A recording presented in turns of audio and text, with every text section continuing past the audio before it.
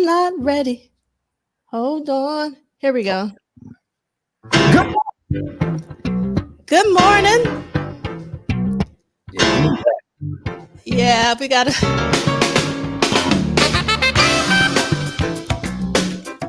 Let's vibe out just for a few minutes.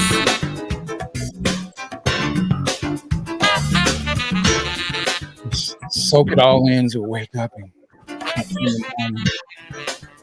yes. This was the part.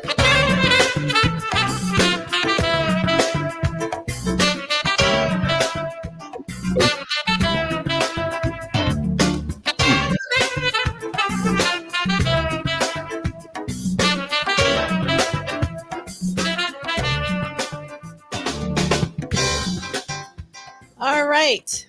Let's get this party started for the last week of What Did Prince Do This Week? Welcome, Celie. Hey, me in this tight ass shirt. How y'all doing? Good morning. Good morning. So we got to say our hellos. We got Real Line, a DJ. Dig this if you will. A new year is near. I love that. First in the chat. Welcome, Christina. Minneapolis is in the house. We're so happy that you are here with us today.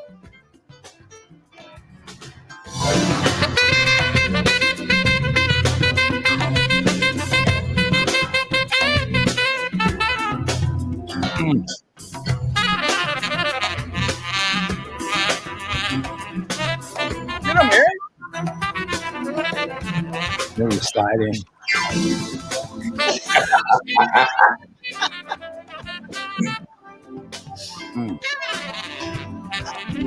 I'm sorry, I gotta vibe out a little bit.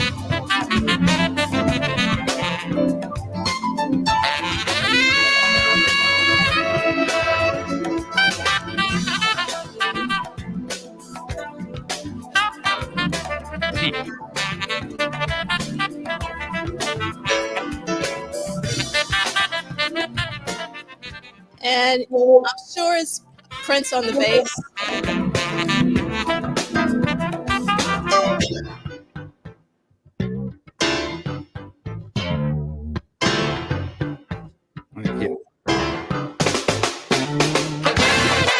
All right. Okay. I'm sorry. Love the song. I wanted to end this year with Eric Lee's because he has been so good to us on What Did Prince Do This Week. We got ATL in the chat, Cassandra Bradley. We have Nikki. So happy to be able to greet the new year with Prince fam in real time. I love that, Nikki. Thank you so much. We got Stone Freak in the house. Good morning. Good morning, my heart, Mila. Good morning, Blade Brown, my literature brother. Chris Bornia is here. So we will be on track with IDing anything we don't know. Yes, Atlanta is in the house. Welcome, Nick Belden from Denver. All right, let's see what Mila's talking about. Watched Purple Rain last night, and I take back what I said last week about apples being goofy for taking that earring. I would have absolutely done the same thing. Lord. Pimping with the future. Pimping with the future. I want to know what changed. Oh, you know what changed. You know what changed. I'm just watching the movie, it changed. Like, that's it. Got to look at our Google Eye at that moment. Girl, I wish I had me an earring. I'd take me one. Lord. After the slaps and the... Yes, that is hilarious. And then we got Dorothy Edwards. Good afternoon, high noon, the last Saturday for 2023. I want to take my time today and just really go through these hellos because some of you have been with us almost every single week. We so appreciate you. Thank you so much, Kim, for being here. Later on, I have a little tally of who was first in the chat. We got like a leaderboard. So we're going to go through that and SMS. I was talking about, I don't know, what could an award be? Hey, Purple People. Detroit, again, is in the house. ATL is in the house. Audra, it's always a pleasure. TP, thank you so much. Wishing you a blessed and prosperous new year. Man Ray, thank you so much, Man Ray. Yes, there will be more What Did Prince Do This Week in 2024 so we can read the second half of the book and be done with book 1 before we go on to book 2. There we go. There we go. That's what we're reading. Yeah. All right. And we got Melvin Rush the second. Morning. Oh, what's up? Can we say, you guys can say morning better than I can in the Morris Day pimp voice. What?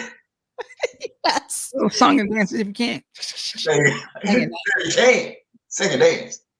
Yes, I love this Alicia Supreme chair dance moves. We were listening to Andorra by Eric Lee. Speaking of that, I finally fixed I had a Morris Day problem with my car, and I finally fixed it. On the driver's side, my window wouldn't roll down. Oh, and it was rough when I was going to the fast food, to the Popeyes and the Mickey D's and whatnot. And you got to open the door and stick your head out. So every time I'd go and it wouldn't go down, I'd be like, Jerome. There you go. Finally got it. Thank you. Finally got it fixed. Yes. Welcome, Kyrie B. Yes. And let's see what's around. Man, it was broke pimping, wasn't it? Hey, and look, when you said broke pimping, what's wrong? And I know I'm right. The only people give me side eye would be the sisters working the window. This brother got a Mustang and the window don't work. Like, oh, that sister. She gave you the who's paying for this? There you go. The sister. Because I know he can't even fix his window. I think you know that. All right. We got to say hello to Annie from France. We got Philly in the house with Mooches. And this will give us an opportunity to play. Love Sexy. Good morning, Love Sexy 71. You are not late, but I love you got a tardy note. That's totally fine. Love this. We all need a drum sometimes. We always need a drum. Right. Yes. And last but definitely not least, Heavenly Gains. Welcome so much, Purple People. All right, so let's get our housekeeping going so we can get into it. We have a lot to cover. So we are at week 52, our last show of the year. Oh, we got Lee Christian.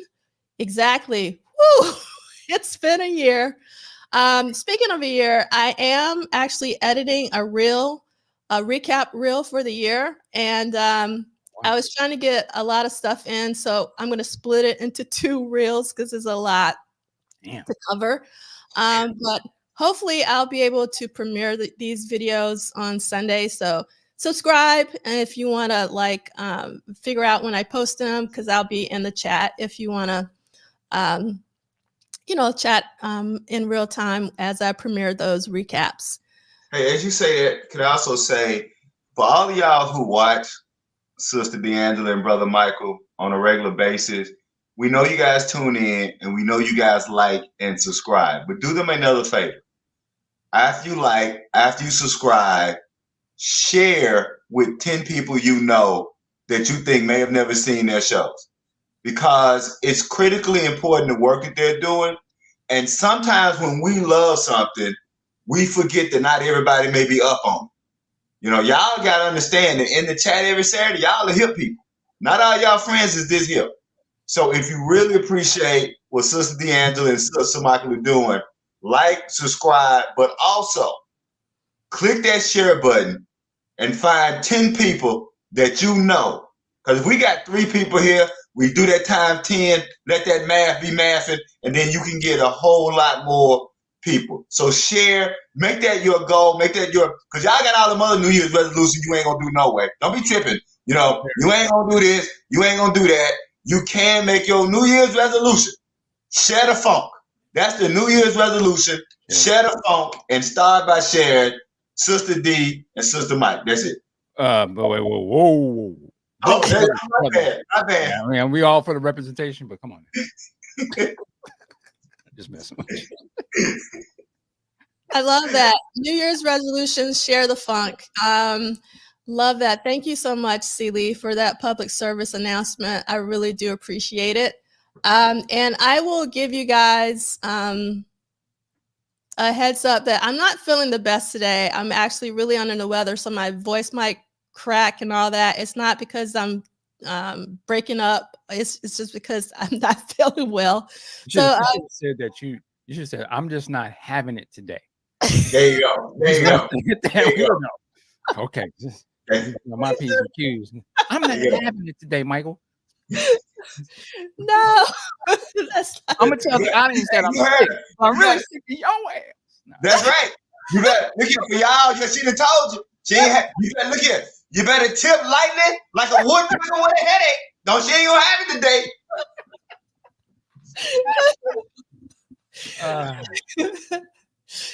All right. Before I forget, we are going to have a special guest joining us today. One of my dear friends, Scott Bogen, who was an extra on the Purple Rain film. And actually, he was really close. He was in the action. So he's going to join us in about an hour. So I hope that you guys stick around for that. And let's see. Thank you so much, Ben Ray. I really appreciate it. Okay. Housekeeping. Michael, do you mind doing the housekeeping as I go through the slides? Is that okay? Yes, I certainly can do that for you. So I can see. All right. What did Prince do this week? Housekeeping goes. The estate of Prince Rogers Nelson is not affiliated, associated, or connected with the What Did Prince Do This Week book club series, nor has it endorsed or sponsored the What Did Prince Do This Week book club series.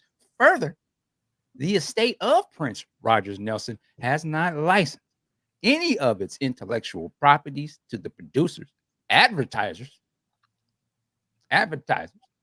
or directors of What Did Prince Do This Week book club series. So now you know, and knowing is half of the battle, actually. Also, we're going week to week, Sunday to Saturday of 1983. Not date to date. And what did Prince do this week? You can follow us follow the detailed schedule by hitting on the QR code right there. Get you locked in, pulls up the page directly. And next slide. You don't need the expanded edition to participate, which some of us have, as we illustrate here. But get a copy of the book, whether it's digital, physical, expanded or not, so you can participate. But the schedule is based on it. So again, there you go.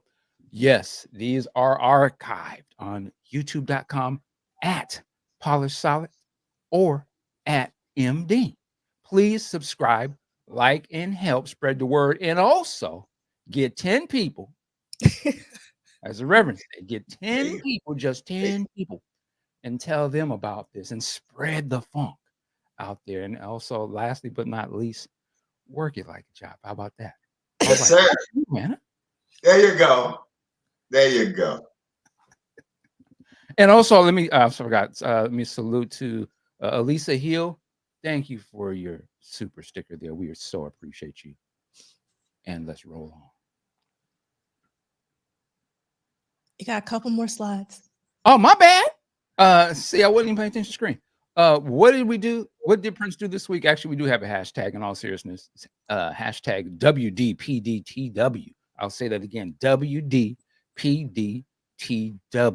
And also, we also have email at WDPDTW@gmail.com. So, wow. And whoa, what do we have this? Saw the PR tour. We want you. So if you saw the Prince tour live, like I did as a kid, please contact us and let us know so we can share your experiences to the rest of the world, because we all want to hear those firsthand accounts. Thank you so much, Michael, and welcome, Purple Cap Confetti. We played Andorra from the amazing Times Square on Paisley Park Records, released in 1991. So let's talk about week 52. A lot happened in the last week of 1983. Prince was definitely working it like a job. The last week of 1983. 5 studio visits, 1 jam session, and look at that, 5 songs. Yes, that deserves a clap. 5 songs and some incredible songs. So let's look at it. On Tuesday, we got basic tracking and sax overdubs for The Glamorous Life. I think it's one of Prince's signature songs and never gets old. This is a instant classic. I remember seeing Sheila E. in that video as clear as day. I fell in love with Sheila with the Glamorous Life video. She looked amazing. She was doing her thing on the timbales, and I was like, Prince has a peer, because I just always loved Sheila, especially when she came on the scene. Then on Wednesday, we got Glamorous Life. We got Prince and Jill Jones background vocals. We got Next Time, Wipe the Lipstick Off Your Collar, basic tracking. We have an unreleased tune called Blue Love, basic tracking. Then on Thursday, you thought, Prince was smoking with Glamorous Life. We got, I don't even know how to describe She's Always in My Hair. It's like... It's the classic B-side. It is the classic B-side, right? It's battling Erotic City 1 and 2 for the 2 best B-sides. Interesting. What do you say about that, Michael Dean? She's Always in My Hair. Yeah, classic. I think it's one of those first songs that for me where I was like, this should be like, this is just as good as whatever's on the record. I was trying to understand, like, how is this not on the album? And it was right. the time that I kind of started thinking, like, wow, this song is, and I thought, like, did I ever heard this before? No, I haven't. Like, this is something new. This is not in the movie. Like, how is this not in the movie? That's what I remember about it. There's a lot of I haven't been paying attention to the chat. There's a lot of chat action. Yes, both versions are fire because we have Prince's version on Originals, one of my favorite releases, post Prince. And I think I got Ricky, but if not, howdy Ricky. I hope all is well. And yes, never gets old, Glamorous Life. And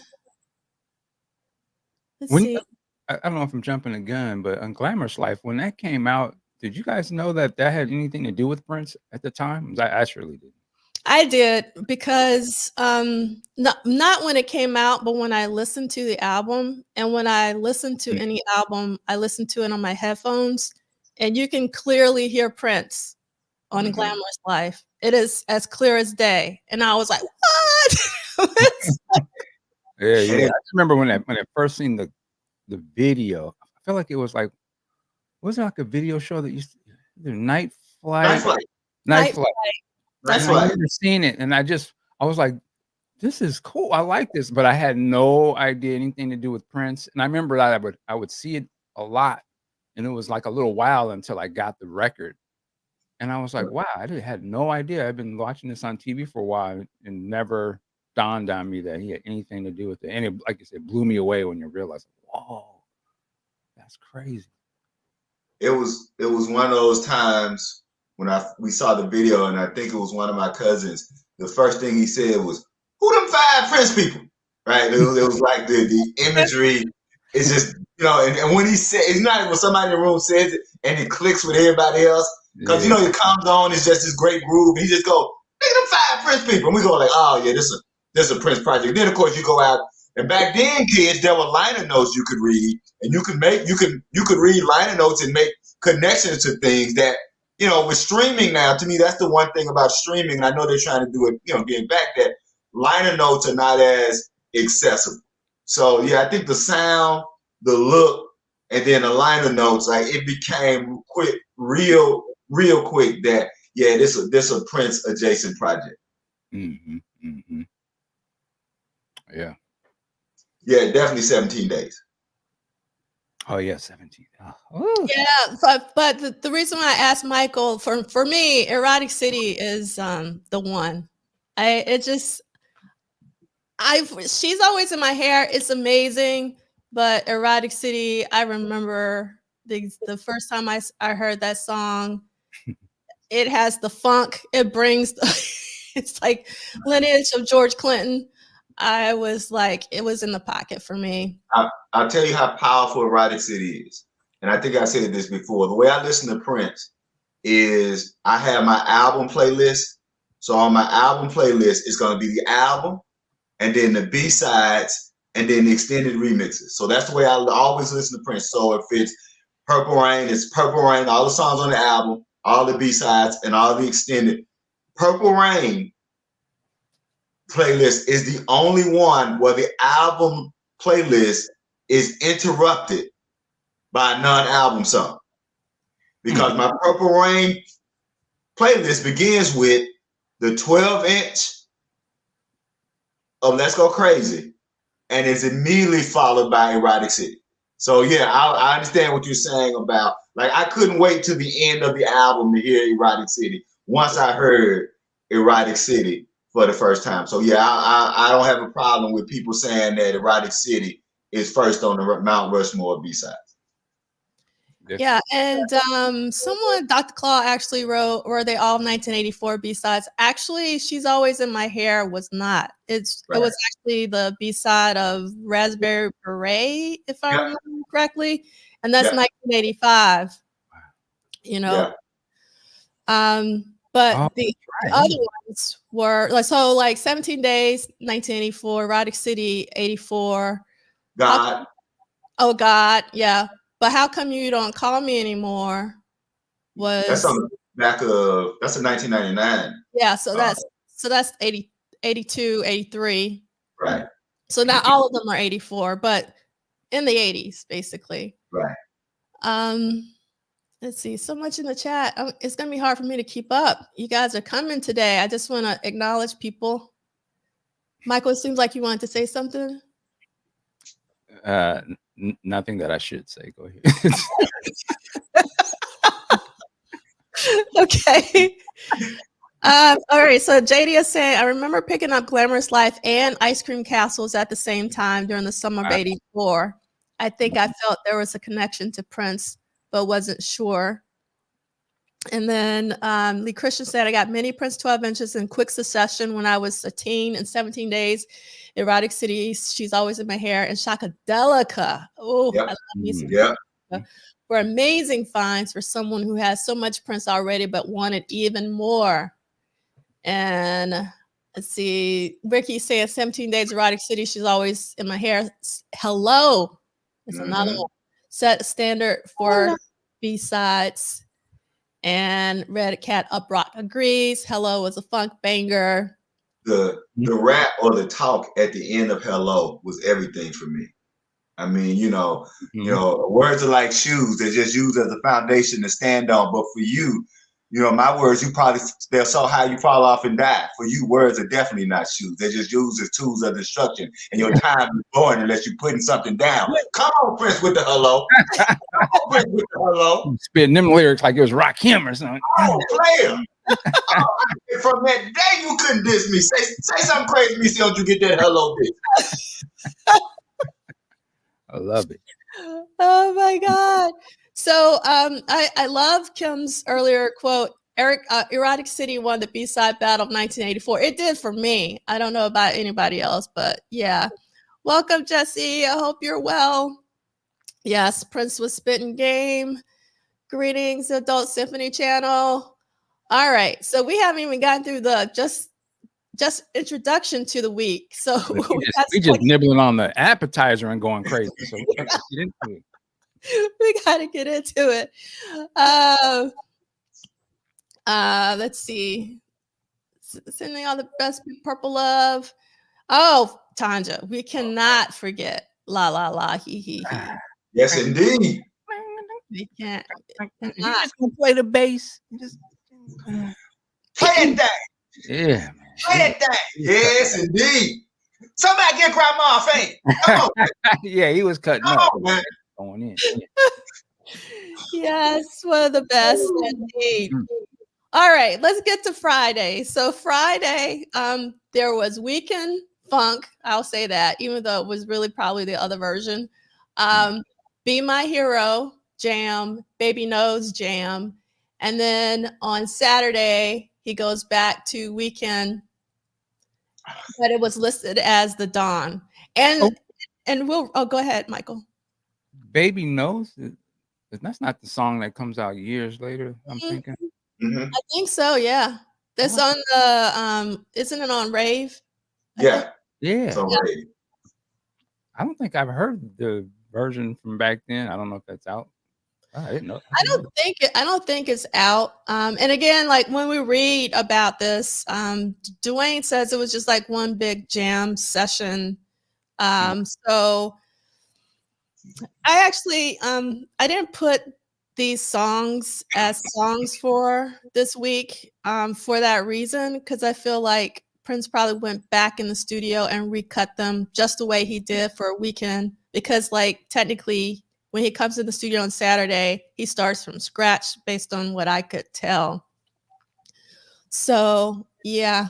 And that Um, needs to be if they do a Purple Rain over box super deluxe or something like There you go. that would be yeah, And that and would brother Ricky White, I got you, brother. I ain't forgot. Working on a little blues thing for him. All right, we gonna make that happen. Yes, thank you, Button Anarchist. I love this. Yeah, it's been really hard trying to figure out when you should have something be a song or not a song, but I really do think this is more of an idea because they were just jamming at this particular point. Mm. All right, so let's get into it. We're gonna start our reading, and I'm gonna have to have you guys do start off with the reading because my voice is acting up. We want to go to page 198. And Oh Lord. my eyes haven't even like I can't even see what's going on. So maybe Celie, do you mind? Well, let me see. Do we want this is a long stretch. Do we want to read all? They went into the studio There you go. and There cut you go. They went to the studio, made some music, and came out. The end. and you heard the song. They wrote a There you song go. about it. You know what it is. Hold on 1 second. Let me see. What should we do? Let's do okay. So Michael, you start off and read like the information about the glamorous life in the quote from Prince. All right. And then we are going to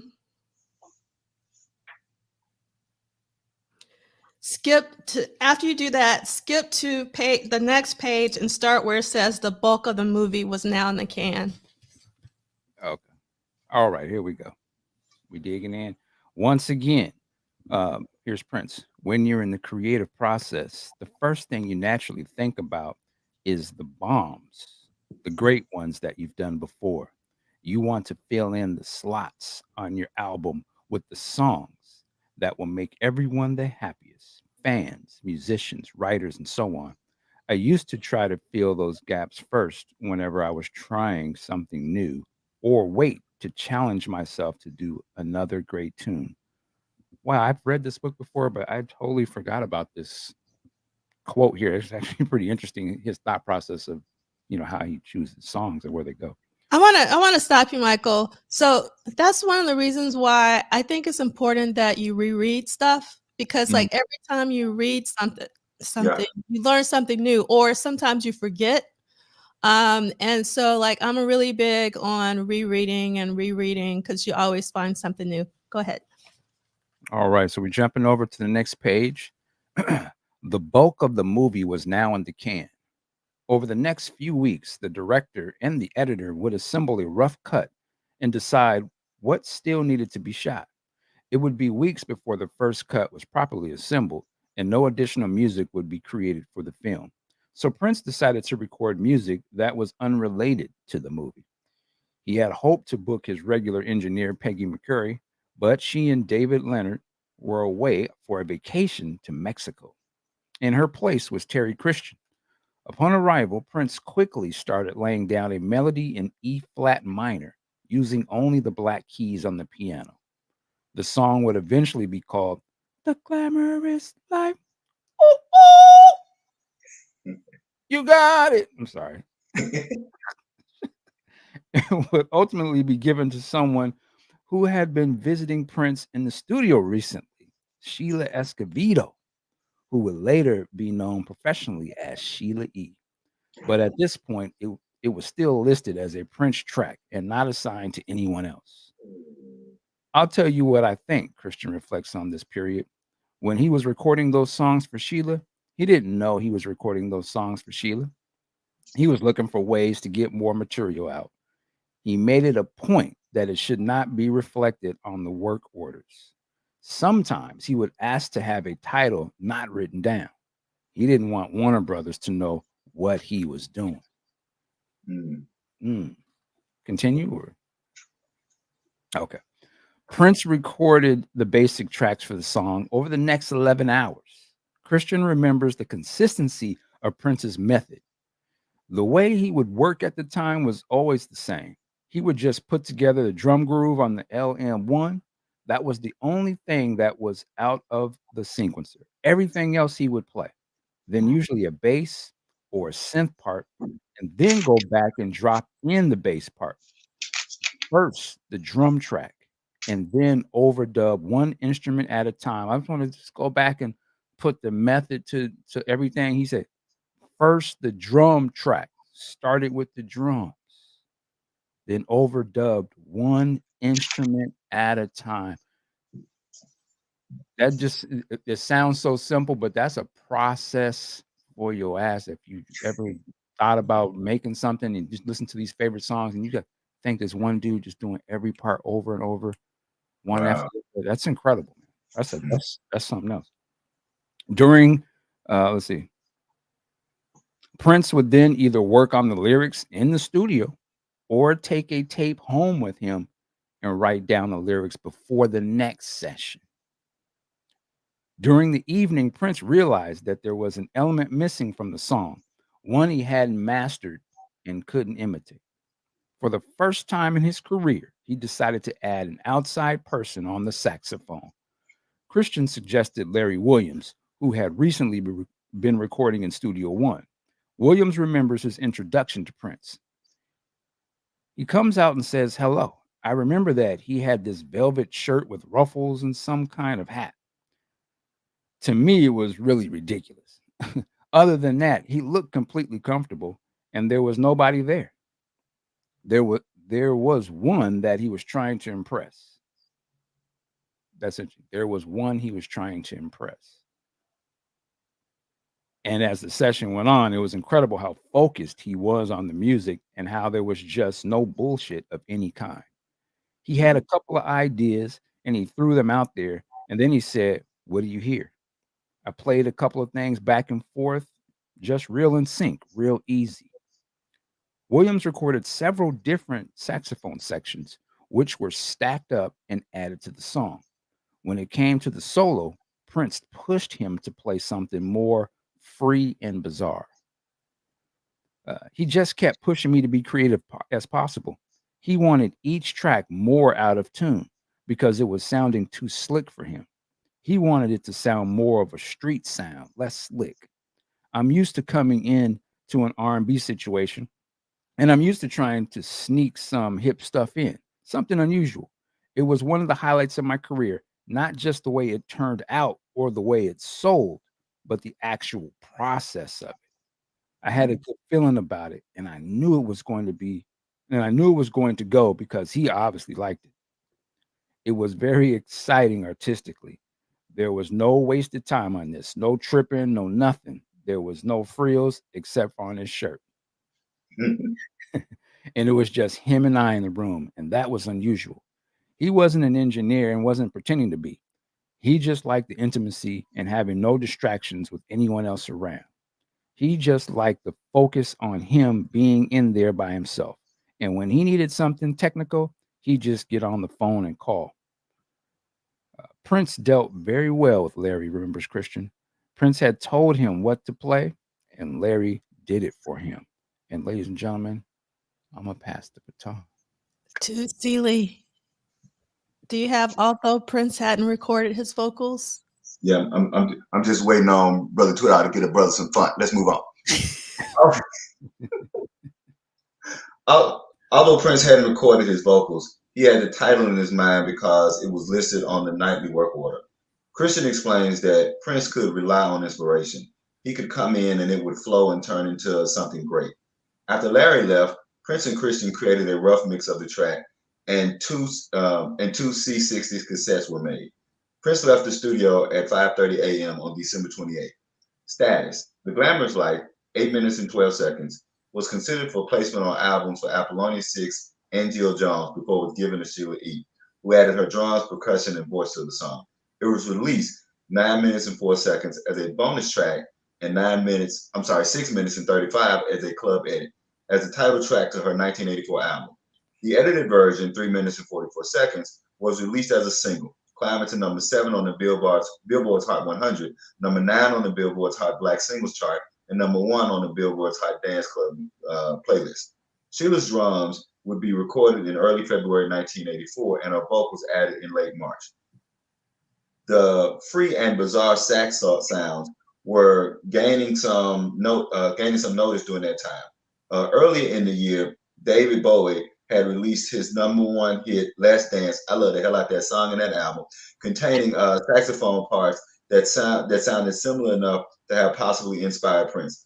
Although Prince was helpful when finding a new stage name for Escovedo, she had been called Sheila E. from her youth. For multiple years, artists like George Duke had referred to her as E. Mm. All right, so there's a lot just in this bit that Celie read, and what really stands out is that Glamorous Life was considered for placement on Apollonia 6 and Jill Jones before it was given to Sheila E. Now, I mean, who knows? I mean, I know like on the next day, Wednesday, Jill is going to put down it says background vocals. I wonder if Jill ever put down any lead vocals, because it would be interesting to hear another female lead sing it. I don't think The Glamorous Life would have worked for Apollonia 6 or Jill in terms of the way Jill's album was marketed and, like going by the album cover and everything. So I really do think that it probably ended up on the right record. And it's one of those things that I've always identified the song with Sheila. It would be really hard to decouple Sheila from the album. But obviously, if she wouldn't have recorded it, we wouldn't have that. But I'm curious, like, how do you guys respond to it possibly being on Apollonia 6 or Jill Jones? I could see it actually. I could have saw it in I think it would have worked perfectly in the movie, and I'll explain. It could have been a better song instead of Sex Shooter if done in the movie, because it would have looked like Morris Day's character was sort of making a female version of him. If you would have had, do it, because I could see that, to me, it sounds like something Morris would, Glamorous Life, and if you had a female doing that, I could have easily seen, "Ladies and gentlemen, Apollonia 6," and then, because song's a hit. I think it would have been a hit regardless.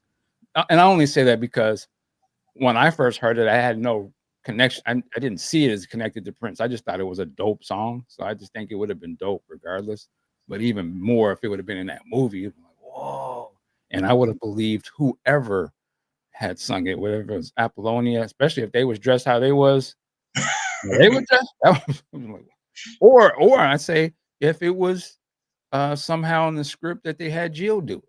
I think that would have been cold too, with with the blonde hair, kind of looking like Marilyn Monroe, and I think it would have superseded in some way Madonna, and been like, could have been a whole thing. So I could see it going either way.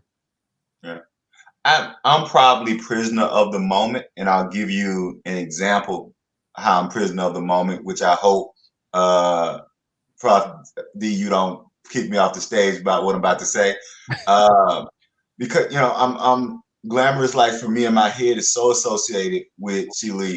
The only way I could consider it by Jill or Apollonia if their version would have been somewhat different, because remember, we're hearing it after Sheila has laid her percussions and her vocals.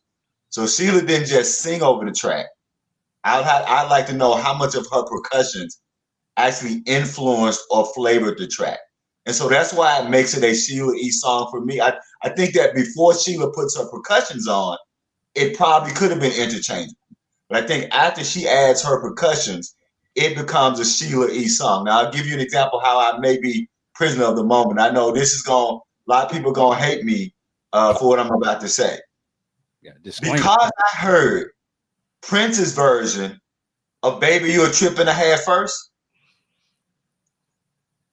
it's not that Jill's version is bad. Yeah. I'm not saying that Jill's version is bad. I want to be clear on that. Yeah. Let me say it again. Jill's version is not bad. Say it for the people in the back. Jill's is the best.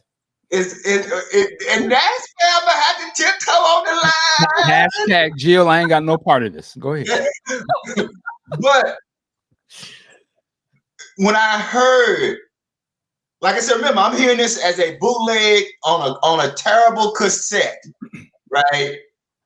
So 2 or 3 generations copied over. And that version of Baby You Trip and a Half that I heard from Prince on that terrible cassette to this day, it's still one of the most Prince's version is one of the most seamless versions of gospel and R. It is when Ray Charles says the only difference between gospel and blues is that they say Lord, Lord, and we say baby, baby. Prince's Baby You a Trip and a Half is one of the best examples of how gospel and blues is essentially Black people looking for salvation either in the church or the cafe.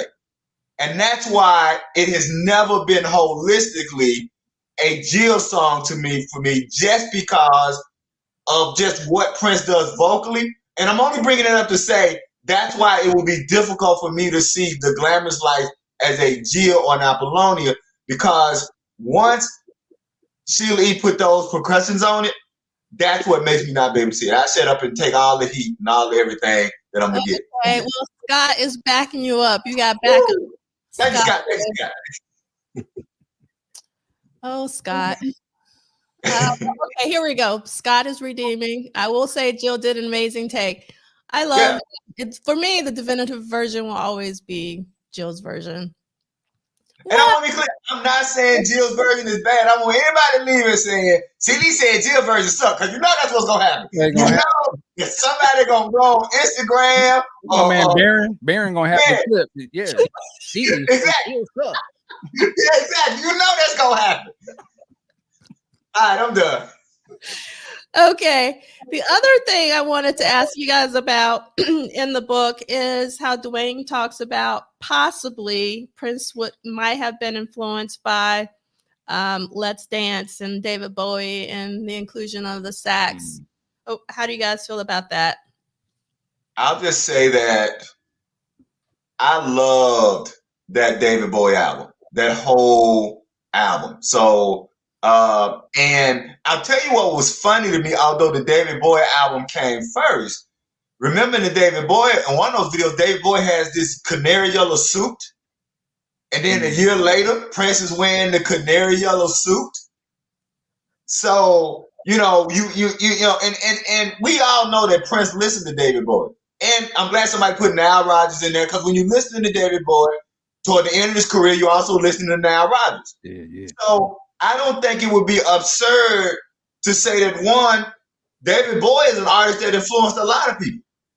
And if now David Bowie is listening with Nile Rodgers, and Prince is hearing both Nile Rodgers and David Bowie together like we all were, and loving the hell out of that album. I mean, Let's Dance, Little China Girl. What was the other one? Let's Dance, Little China Girl. What was the other single off that album? Modern Love. Modern Love. Thank you. Oh my God, Modern Love. So so I'll say that yes. I'm not, we don't know, but if I find out that album in any kind of ways influenced Prince,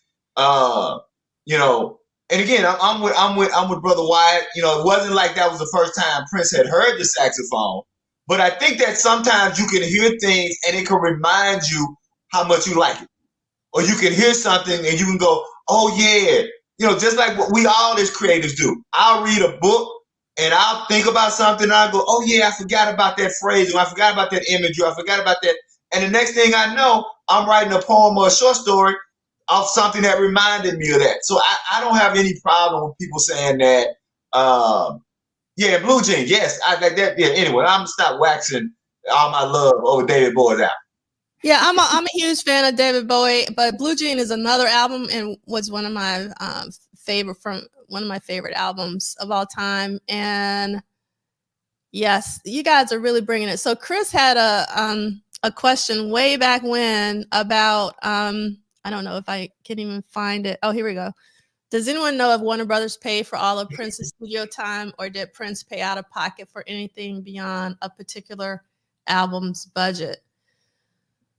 So I would imagine if they're keeping all those records, it was to turn those into Warner Brothers so that they could pay for that stuff. I don't know if they reimburse it or how they do that, but I would imagine they would be paying. That's part of the budget, I would think. And when you get into Paisley Park area, that might be different, but going to these studios. But I think even now, though, Michael, because sometimes he's in the Sunset Sound and sometimes he's at Kiowa. Mm-hmm. Well, I think the stuff at home is just at home. Mm-hmm. But when you're out at these studios, I would imagine that's normally how it would work. Yeah, they're paying for that stuff. Yeah. Just be standing there as much as he be just staying in the studio. Yeah. I don't know if he was falling that hard back then. Yeah, and I agree with you. I think that I'll only add that it would be nice to know when the line in the sand was, because was it at Paisley Park? Because I think one of Prince's arguments as he was leaving Warner's was, he said at one point the relationship changed and he was paying for everything, producing the album, and then giving it to him. Mm-hmm. So I'd like to know when that happened. When in Prince's head did the relationship change from them funding the work to Prince saying like, no. Everything is, and that's interesting because if you remember on the Diamonds and Pearls album, and I can't remember the end of what song. No, it's not that. Is it Diamonds and Pearls or is it the Love Symbol album where there's a segue where Tony M is negotiating with the Warner's executives about how much money for the project? Because Tony has the line, oh, they'll go for anything. And he gives another number. And he keeps getting the number up. And I can't remember if that's at the end of a Diamonds and Pearls song or at the end of a Love Symbol song. And so because that'll also give us some notion of when did it switch, when Prince in his mind was paying for everything versus, as Brother Dean said, that, because I'm sure that with Sunset Sounds, they would just follow the protocol, send the invoice to Warner Brothers, right? There would have to have been a time when the protocol changed, because Sunset Sound ain't letting you record nothing until they know they're going to get paid. Let's be real clear. Like, I couldn't walk into Sunset Sound and say, yeah, let me open up a tab. They brother, what studio you with? Who your contract with? Right. So yeah, so I think that would have to be to know when they made that switch. I would also add quickly. I would imagine Prince probably was still, as they would say today, standing on business, even when he had Paisley Park and was like, "This is a business. This is a business." So even though this is my studio, the proper protocol on the contract that they're supposed to fund the recording, so I'm gonna stand here as long as I want, but they paying for it. They gonna pay this. They paying for the staff here. I don't know if it's a reimbursed thing, but I would imagine he's probably billing even the stuff at his own place because he's running it like a business. And I'm sure the accountant's got to be able to say, okay, well, let's send them invoices to Warner Brothers so that everybody here can get paid. Why do we got to pay for it? I would imagine he probably ran it just like a business.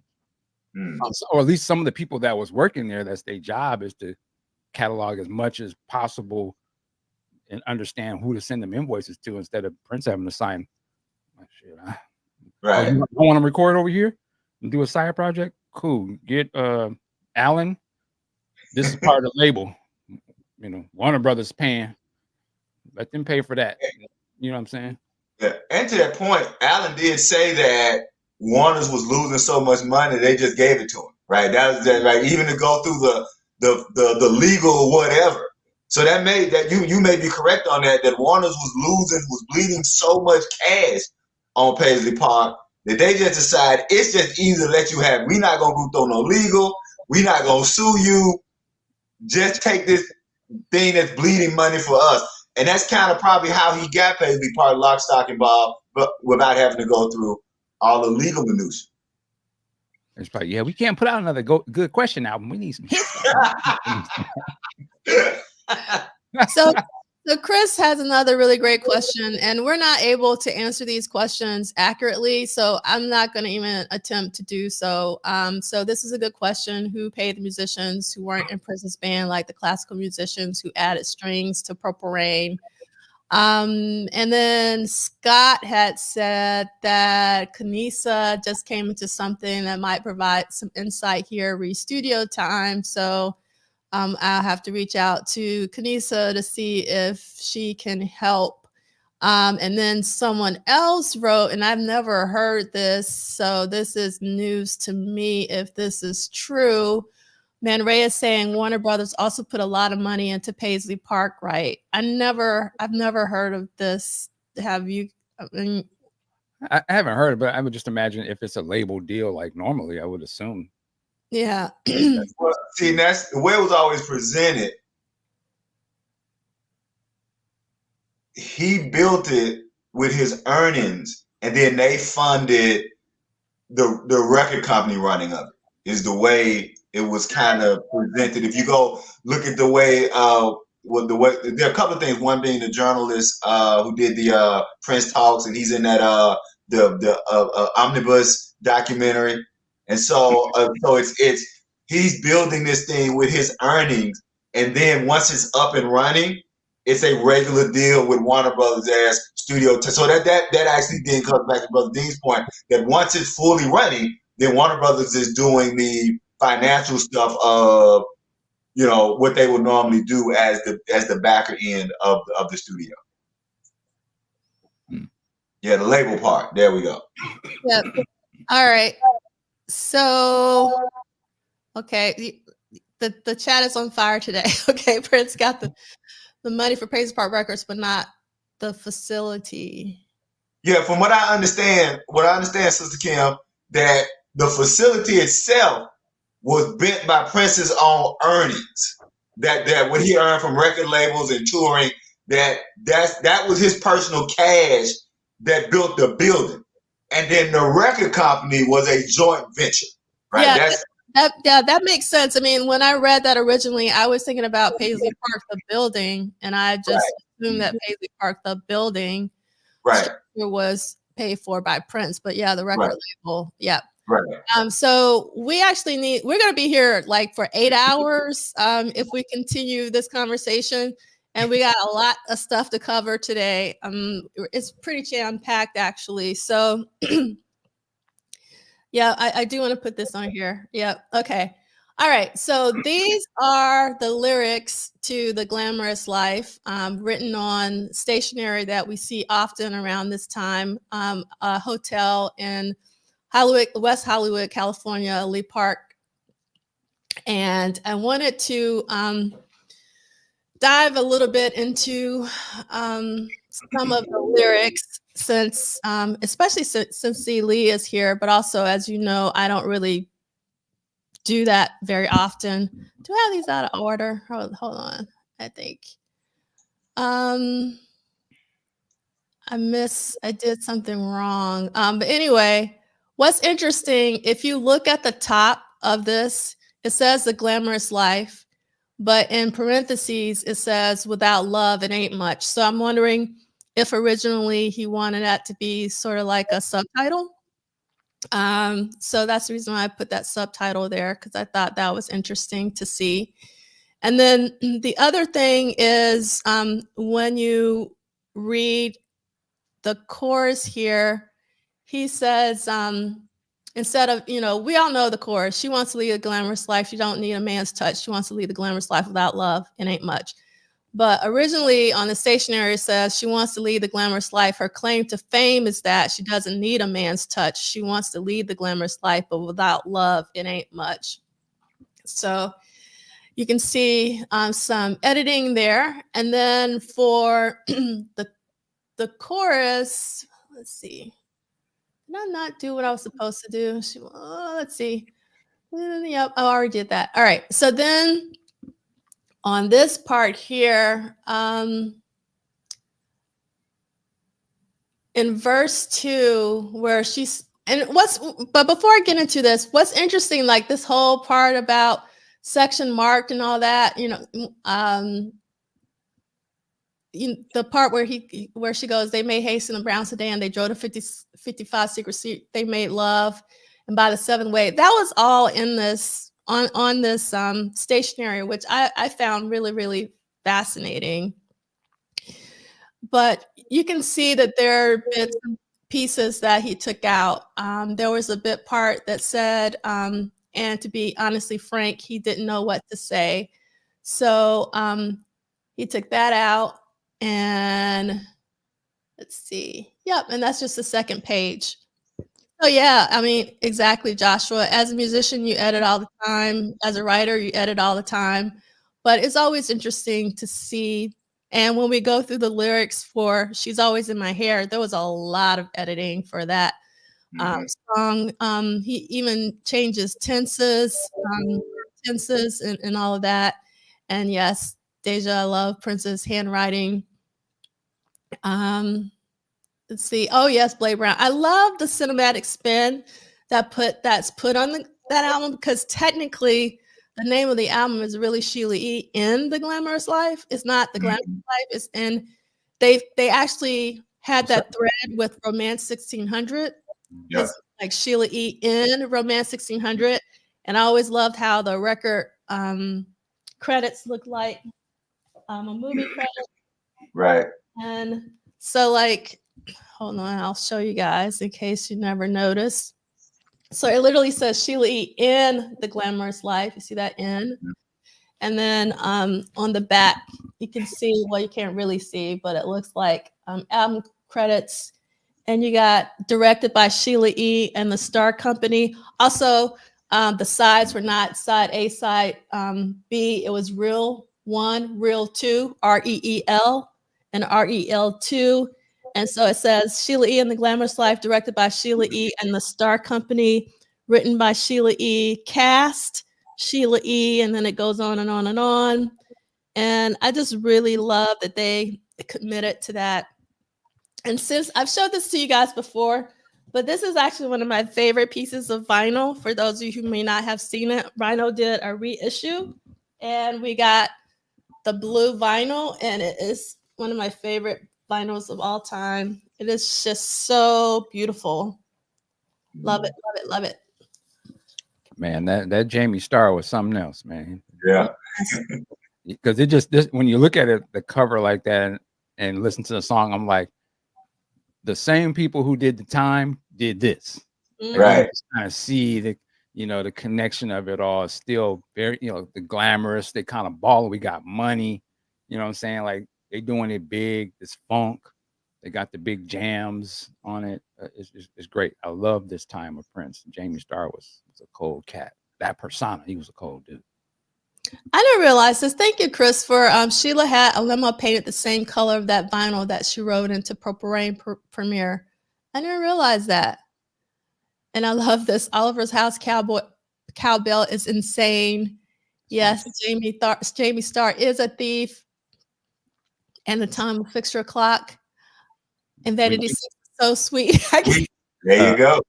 Estate, we need a Jamie Starr package or something. That would be cool. Like, oof.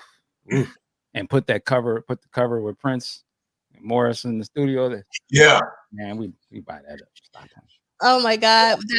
We would buy that up. I love this comment from Kim. Imagine if we got actual Star Company films. Now that would have been something special. Love that. Talk about some hood joints. That's Purple Rain, essentially.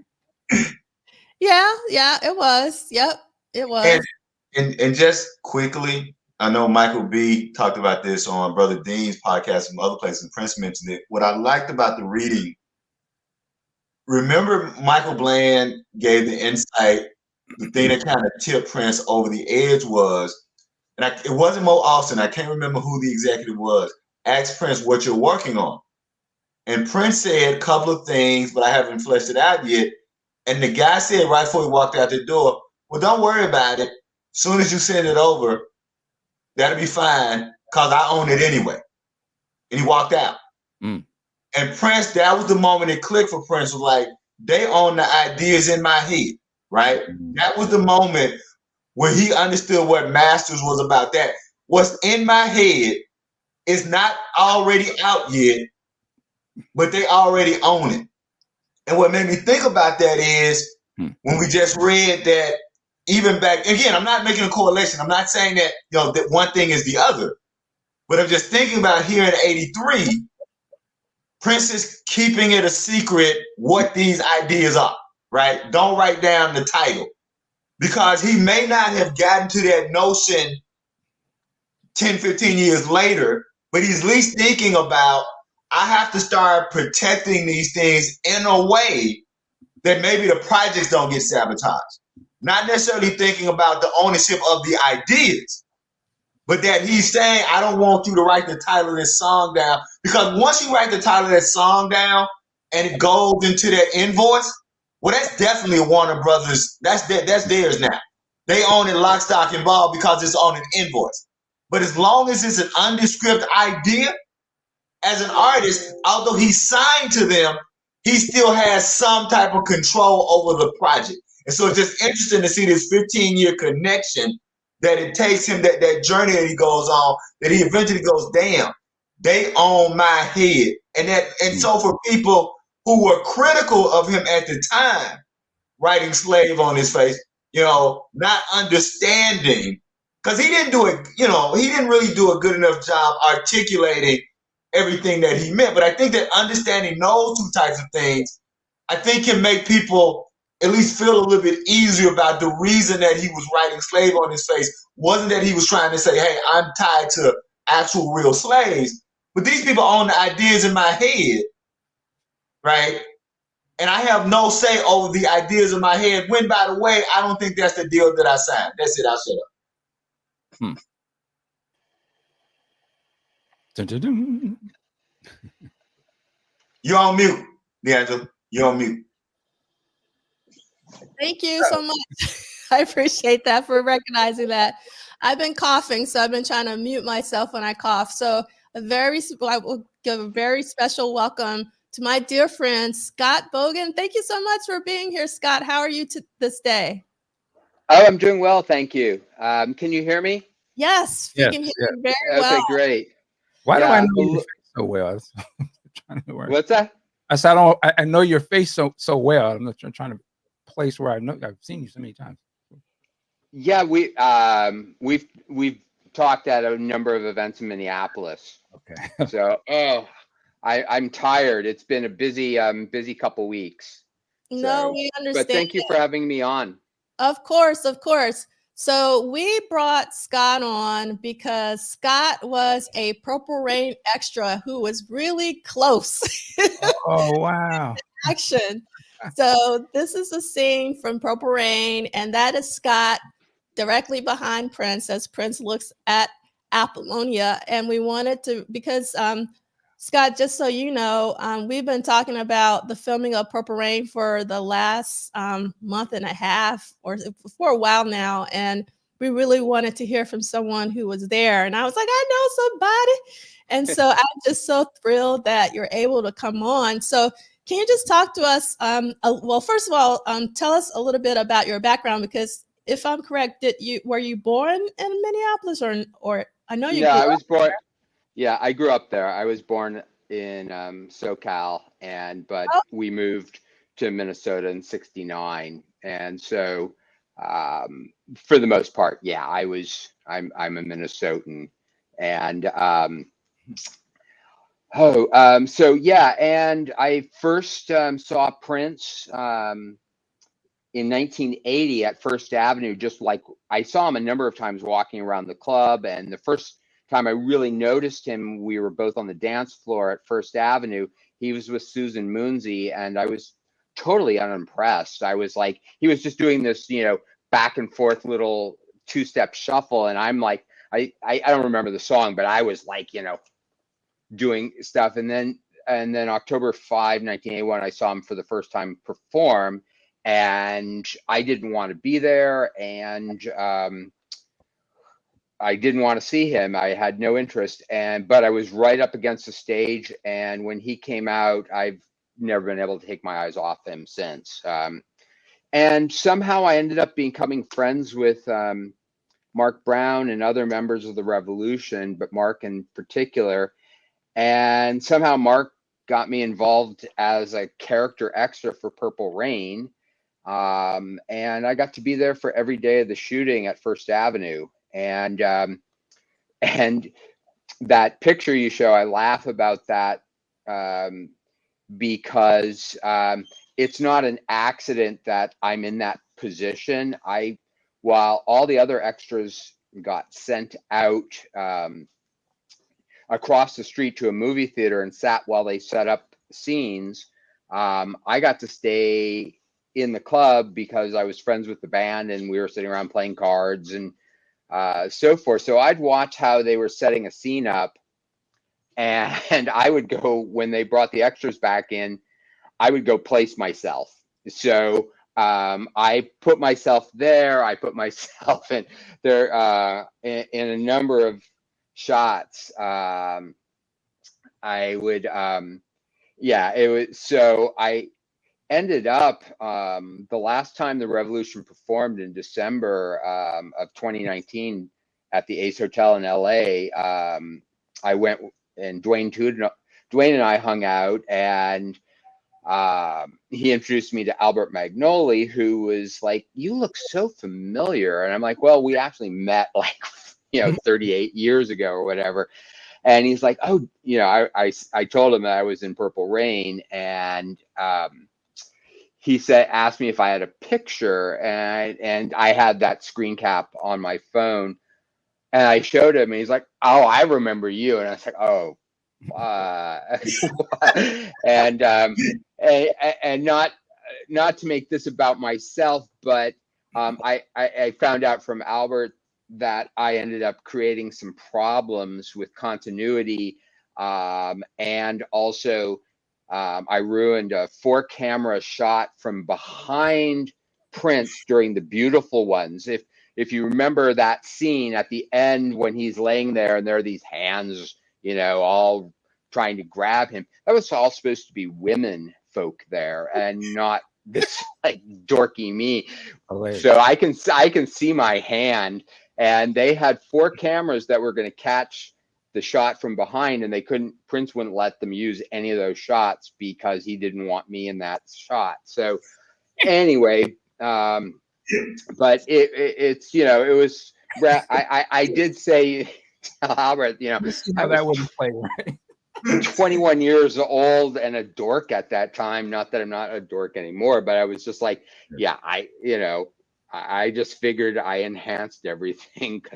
So, but yeah, it was, I was just talking to someone before coming in here about filming, and it was such an amazing, fun time. It were 2 sides of it too. Is one of the things that I don't think a lot of people know is First Avenue's closed for like a month, 6 weeks for the filming.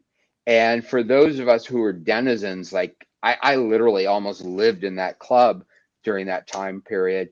It was miserable because we didn't have our playhouse. We didn't have our place to go every night. And but during the filming itself, it was just like, it was amazing. I was getting paid whatever we got paid, and I have a bunch of memorabilia that if I didn't live in such a small house and have stuff that like I know where it is, but to get to it, it was just too much to move this morning. But I still have like my pay stub and my ID card from the movie and a bunch of other memorabilia. But anyway, yeah, it was incredibly fun. And in talking about it with someone earlier, Prince was really accessible. And, the thing of Prince had kind of disappeared from the time of the 83 show till the filming started. We didn't it was just typical. You would see Prince all the time in Minneapolis at First Avenue, or I would see his car about town, and he kind of disappeared. And so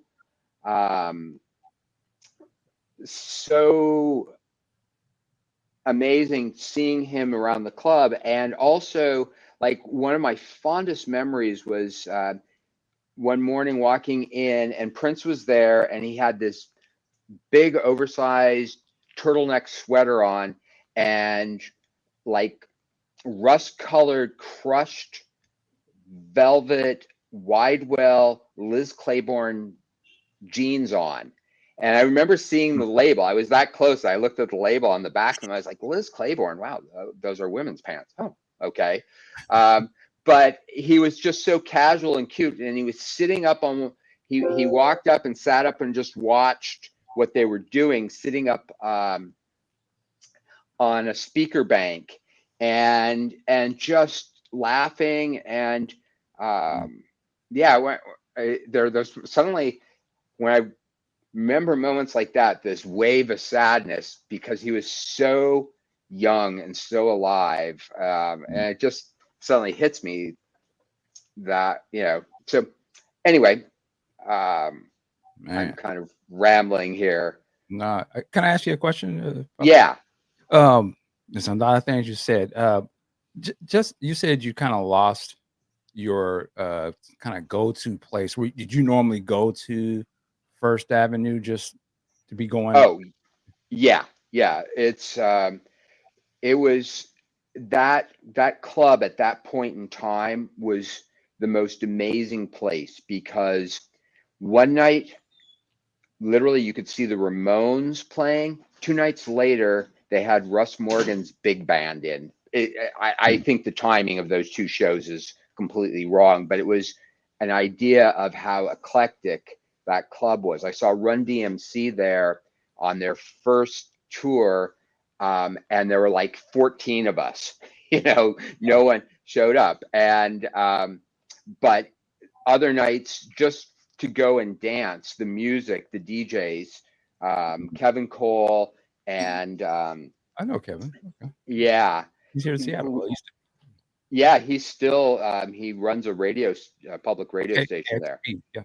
So he and Alan Freed were just amazing, and they played a lot of Prince and they played a lot of new music, and it was an amazing time to be young and into music. Nice, man. Well, and just real quick, and I'm done. You mentioned sort of seeing Prince very accessible, and toward the end, you kind of going somewhere. Did you see Prince again later, after sort of the success of all of this? How was it seen around the town after that period?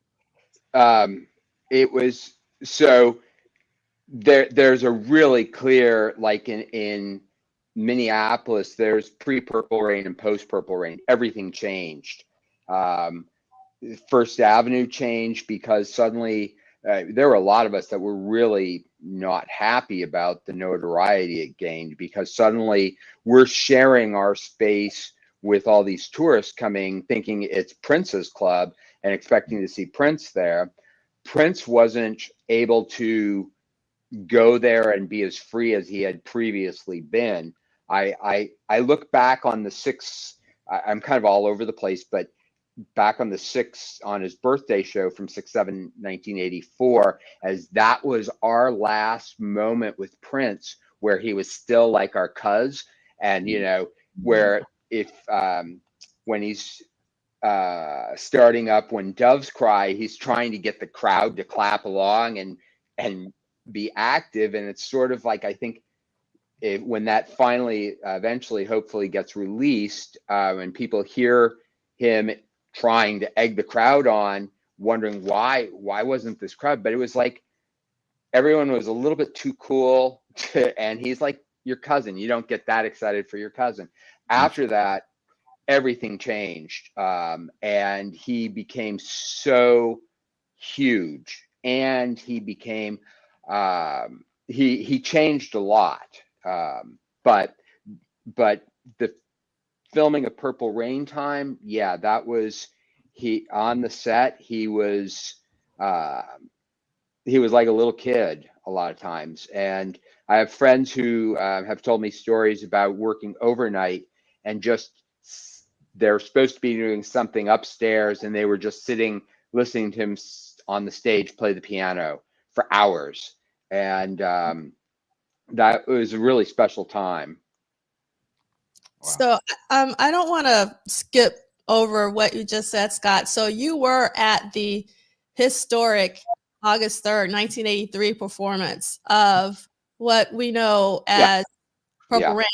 So by this point, you were a Prince fan. So I'm assuming you were looking forward to the show when you got there and he's playing all these new songs. Like, how did you feel as opposed to, you know, the rest of the crowd?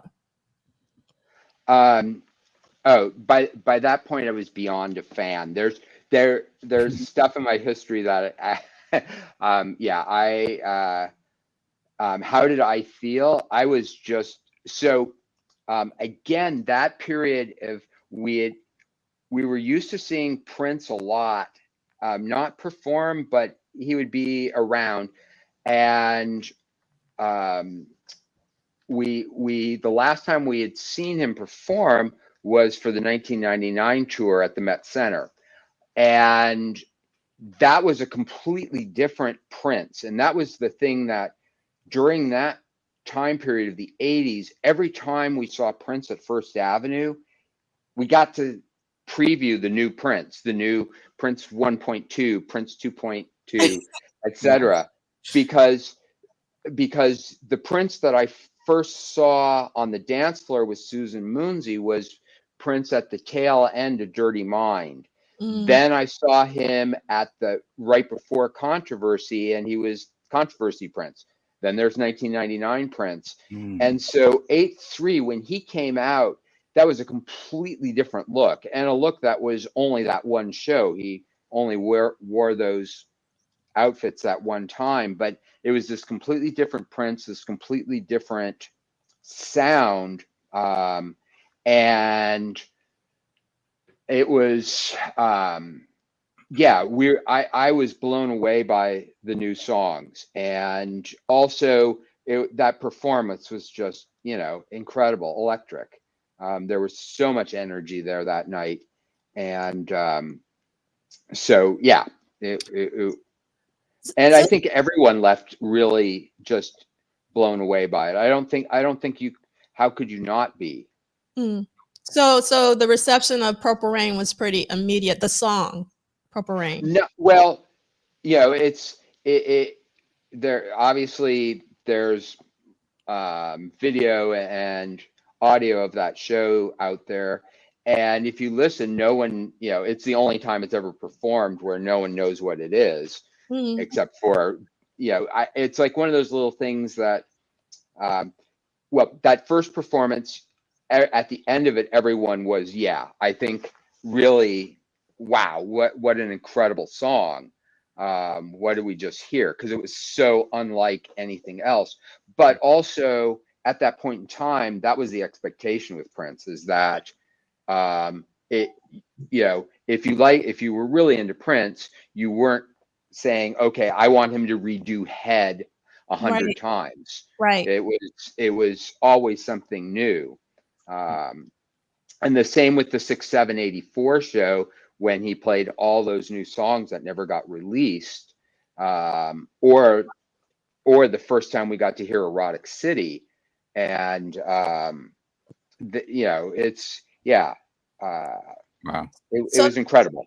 There's a question in here from 71, and he wants to know, did you also see the parade and Sign of the Times shows at First Avenue as well?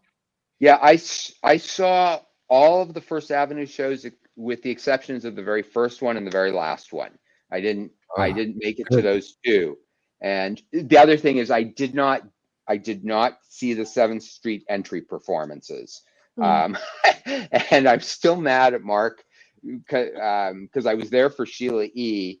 When Mark and Bobby and Prince walked in and took over.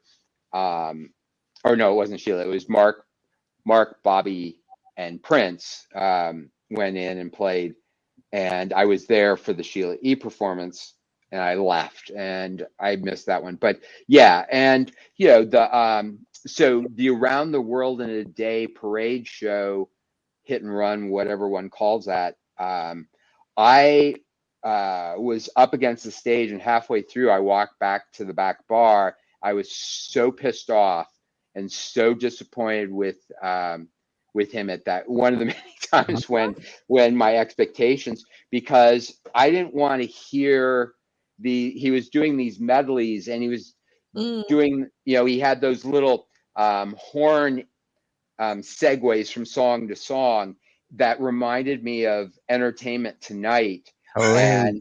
And Hilarious. and I Interesting.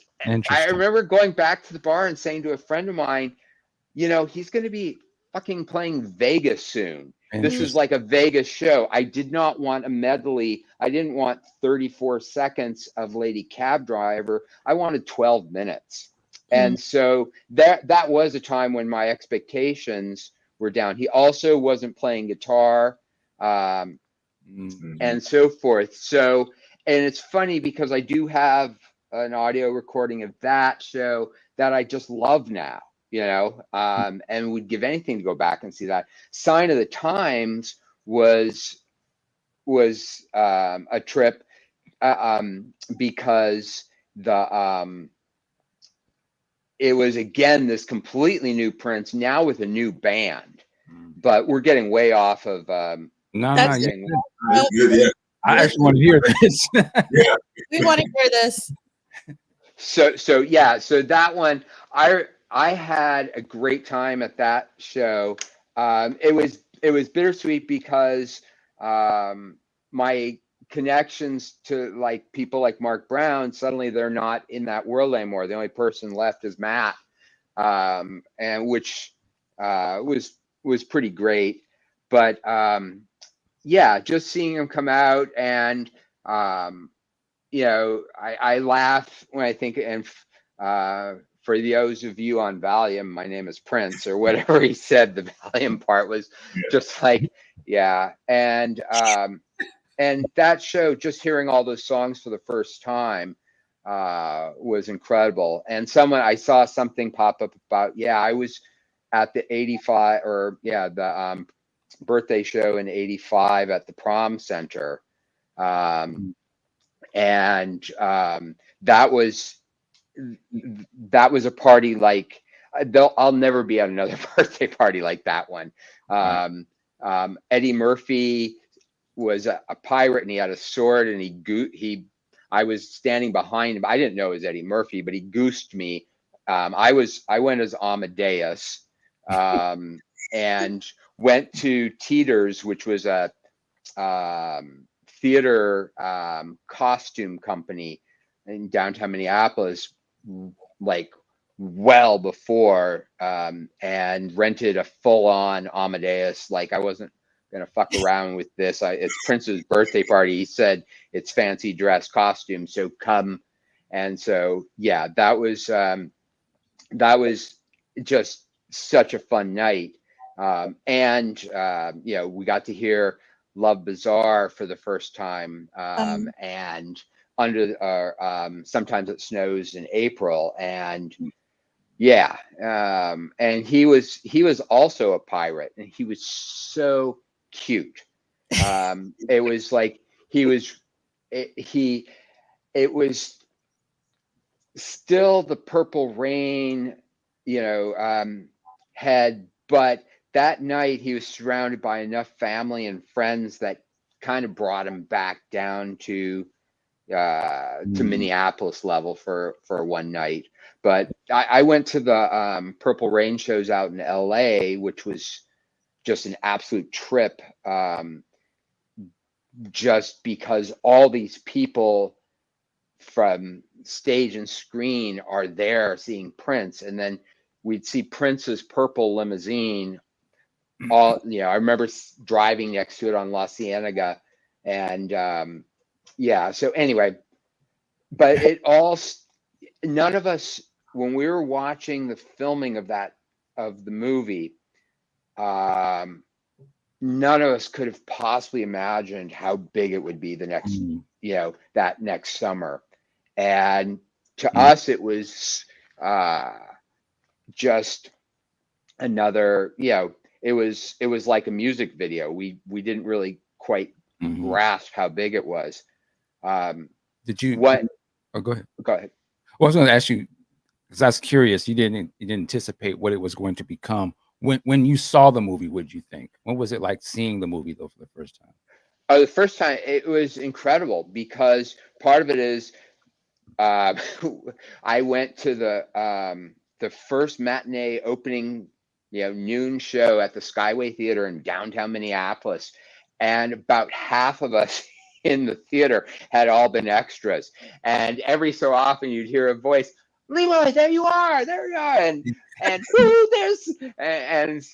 I'm looking, we're all looking for ourselves. We're not watching the movie. Good God, no. We just want to see our own damn faces up there. And so I knew all the places I should have been, and saw a few of them. And I loved, I went with a few friends, and they were just like punching me every time I'd come on screen. But yeah, and it's funny because one of the things I didn't realize at the time was how young Apollonia was, that we were practically about the same age.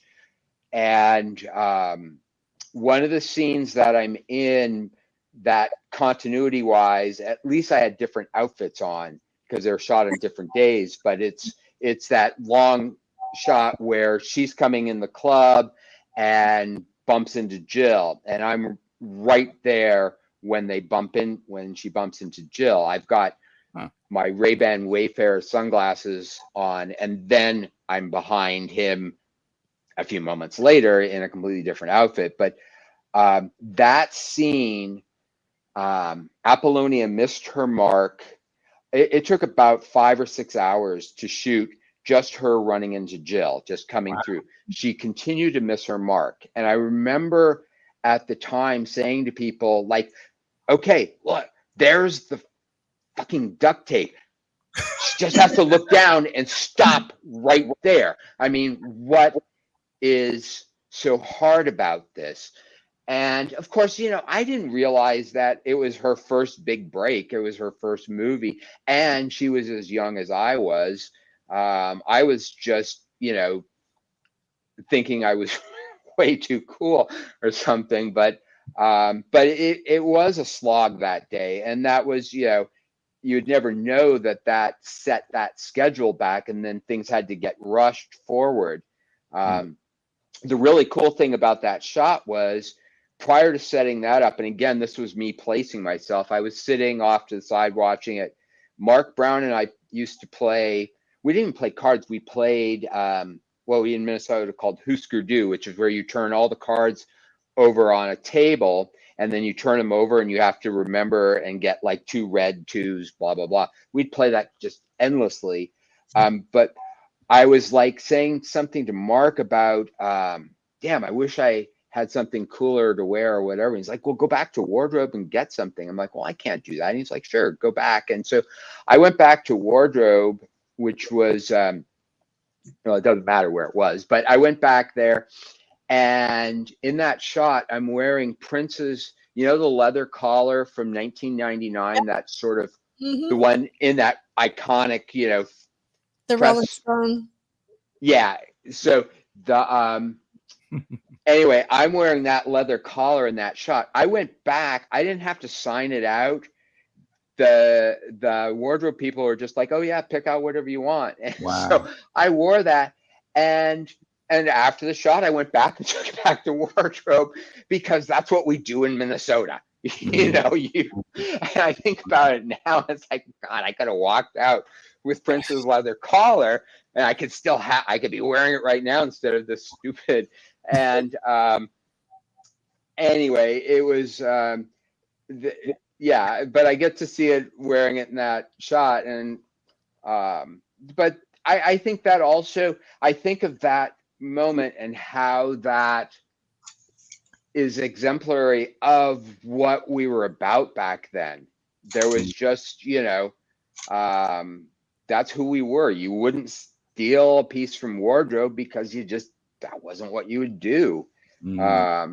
So in a lot of ways, it seems very quaint and a distant past to what we're like now as a society. And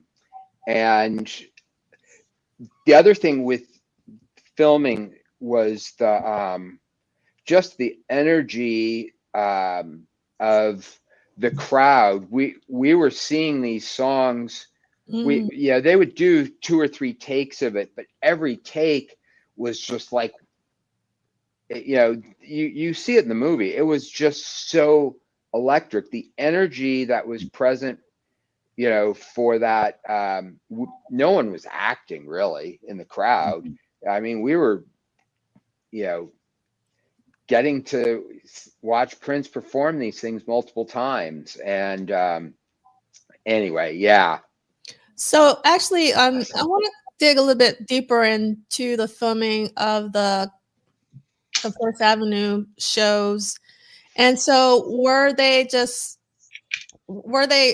playing live every single time, or was there a track that it was, you know, it was a track. There was everything was the same that you hear on the soundtrack in the movie. So no live performances, all that timing stuff to get the lip syncing, you know, spot on. So before the cameras would, you know, there was a real procedural effort made. And so then they would perform it, and then they would reset. Oftentimes they would do, if I remember correctly, there would be at least two or three takes of each song, and they would move cameras around. They would send everybody would go over to it's either the Academy or the World Theater across the street. And then they would reset and then bring everybody back in. They were really long days too. I think we had to be there at 6, 7 in the morning. There was one day also when there was a shot that was going to be outside with Prince in front of the club. And I had an English sports car at the time. And sorry about that, if you can hear that. Good. But anyway, so they hired my car for the day because I was going to come around driving it or something. And of course, we got like 5 inches of snow that day. So that whole scene was scrubbed because I couldn't shoot it. But I did get an extra $100 or something for bringing my car in. So, but question on the songs, on the performances again.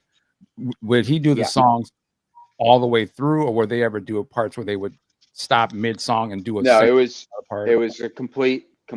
They did the complete song each time, and yeah. So then they would also, for the shots, like during the beautiful ones, where Morris and Apollonia are sitting at that table. So they would play a bit of the music. Same thing with the shot that I'm in behind Prince and Apollonia when they first meet. They would start the music up so that we could try and get a beat. But if you notice, we're not all really on the beat. because then the music would stop. So that got filled in after. But every song was done as a full song. There were if they ever did any special close-ups or takes for partial of the song, it was without the extras, without the crowds in there, and I'm not aware of that. Okay. Would it be more than one song a day, or was it just one day? No, it was usually, I think it was 3 songs a day. If I found it, I've got the shooting schedule, and I have a pretty good memory, but I can't remember exactly which songs were shot in what sequence for that. But it was usually 2 or 3 songs a day, and it was all very, very workmanlike. It was so professional, so boom, boom, boom. And I remember one of the days, Morgan Fairchild was dating the head cinematographer or head cameraman, who's somewhat famous. Anyway, Morgan Fairchild was on set, and it's like, if you think about it in the scales of today, Morgan Fairchild, Prince. What show was she on then? I can't remember. Morgan. What? The huge show. Yeah, Falcon Crest or Falcon Crest. Yeah. Was it? Is that right? Yeah. Yeah. Ask me about the 70s, 80s. I'm your person. Okay. But anyway, there was this huge buzz about like Morgan Fairchild's here, and like and so's Prince. He's like hanging out right over there. It's like now it's like, but yeah. So every songs were filmed straight through. One question about that, and I'll be. So if he's doing a couple of songs a day, do the extras? Do you guys change clothes, or are you just wearing the same clothes for different songs? Most people were wearing the same clothes for different songs. Yeah. So, and the way, the other thing is, I think that part of the reason, part of the reason for pulling all the extras and having everyone go sit across the street in the movie theater was so that you wouldn't have the same people in the same places, since these are supposed to be, shot night at, on different, different nights. And then there was one of the days when they filmed the extras who had all the face, that opening shots. No, for what it's worth, nobody in Minneapolis dressed like that. No one wore makeup like that. Afterwards, the thing is, post Purple Rain, the tourists would come to the club with face paint like that, and it'd be like, yeah, no, we don't do that in Minneapolis. So there's a question in the chat. Oh, go ahead, Celie. No, I was looking at the question. I saw the question in the chat. I wanted to combine it with a question that I had. There's a question in the chat about Purple Rain, the song, and directions. And I want to make it a twofold question. So the first question is kind of what the one in the chat is, were you guys given directions as to either how to feel or how to react when a song was played? And I'll answer that part, then I want to come back with another question that kind of connects to that. Yeah, no, we were definitely, this was not organic. That was, they played some of the music of it, and the wranglers, which were the people that wrangled the extras, brought extras, wranglers, and maybe it was even Prince. I'm trying to remember if it was Prince or Wendy. One of the two was on stage showing us what to do during that. I think it was Wendy, actually. I don't think it was Prince. Wendy often would, and it's funny because that role became, at that point, it was like Wendy, because no one knew, there was no Wendy and Lisa yet, there was Lisa. But yeah, so yeah, we were definitely shown how to do the modern air, and all that stuff, yeah, there was definitely, directions given to the extras. So, and as we all know, details make films. And what really, and I know this sounds crazy, what really sold Purple Rain for me as a believable movie, there's the moment in The Beautiful Ones when the waitress is walking across with the drinks. And that was really important for me as a time 14, 15-year-old who was sneaking into juke joints and cafes, because I'm from Mississippi, so blues and juke joints and cafe, but how they look, how they smile, how they smell, how they feel. And having that waitress arm walking across, right? Because what a lot of people don't realize is that, yes, this is a performance, yes, this is this, but the folks in the club just working every night, right? The waitress can't be, oh my God, such and such. No, she got to get these drinks because she got to get, that's why they're so. I'm that moment for me. Can you think about those kind of moments in the movie for you that you remember having directors or somebody telling people to do those kind of things, or any little details that are in the movie for you that kind of makes it more realistic in that way around production and shooting? Well, it's funny because when you mentioned that waitress actually was my roommate. Oh wow! And I was trying to remember her name, I was there. Yeah, there was a lot of direction. There was a lot of direction. If you notice, there's a lot of cigarette smoking in the movie. And we were just given packs of cigarettes. Back at that point in my life, I did smoke. So it was fine, but it was like, I remember that thing of, what do you call it? Hot boxing cigarettes. So we were definitely, they wanted a smoky bar look. And there was a lot of direction given to character extras. There was a difference. There were extras. Character extras were actually had an AD, an assistant director, who would give them instructions. So this is how you carry. I want you're going to walk through blah blah blah. There was a lot of detail, and I think Magnoli and his crew did a great job of capturing a vibrant nightclub of 1983. And I think that was First Avenue that was a fictionalized version of First Avenue. The one thing is, you would never get a hometown crowd to all do the same dance move. The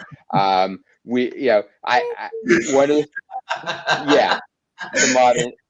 Yeah, actually, someone had asked, were you there for the when they taped Modern Air? Can you talk a little bit about filming that scene? I was there. It's funny because I remember thinking at the time that it was hokey, and thinking like, this is so fake. Because part of it is, half of the people who went to shows at First Avenue were in bands, or were managing bands, or I would say 3/4 of the audience was somehow involved in the music industry, or it wasn't really an industry, it was garage bands and so forth. But everyone was we were too cool to follow directions from the stage, so I remember thinking when Modern Air was being filmed, is this is just so fake. And because you just never get people to dance together like that.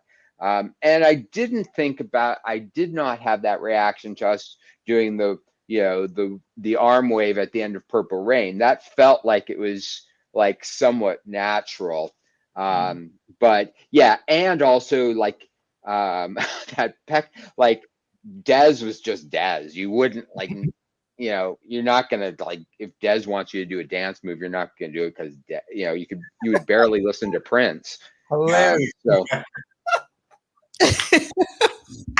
Keeping it a buck. I love it.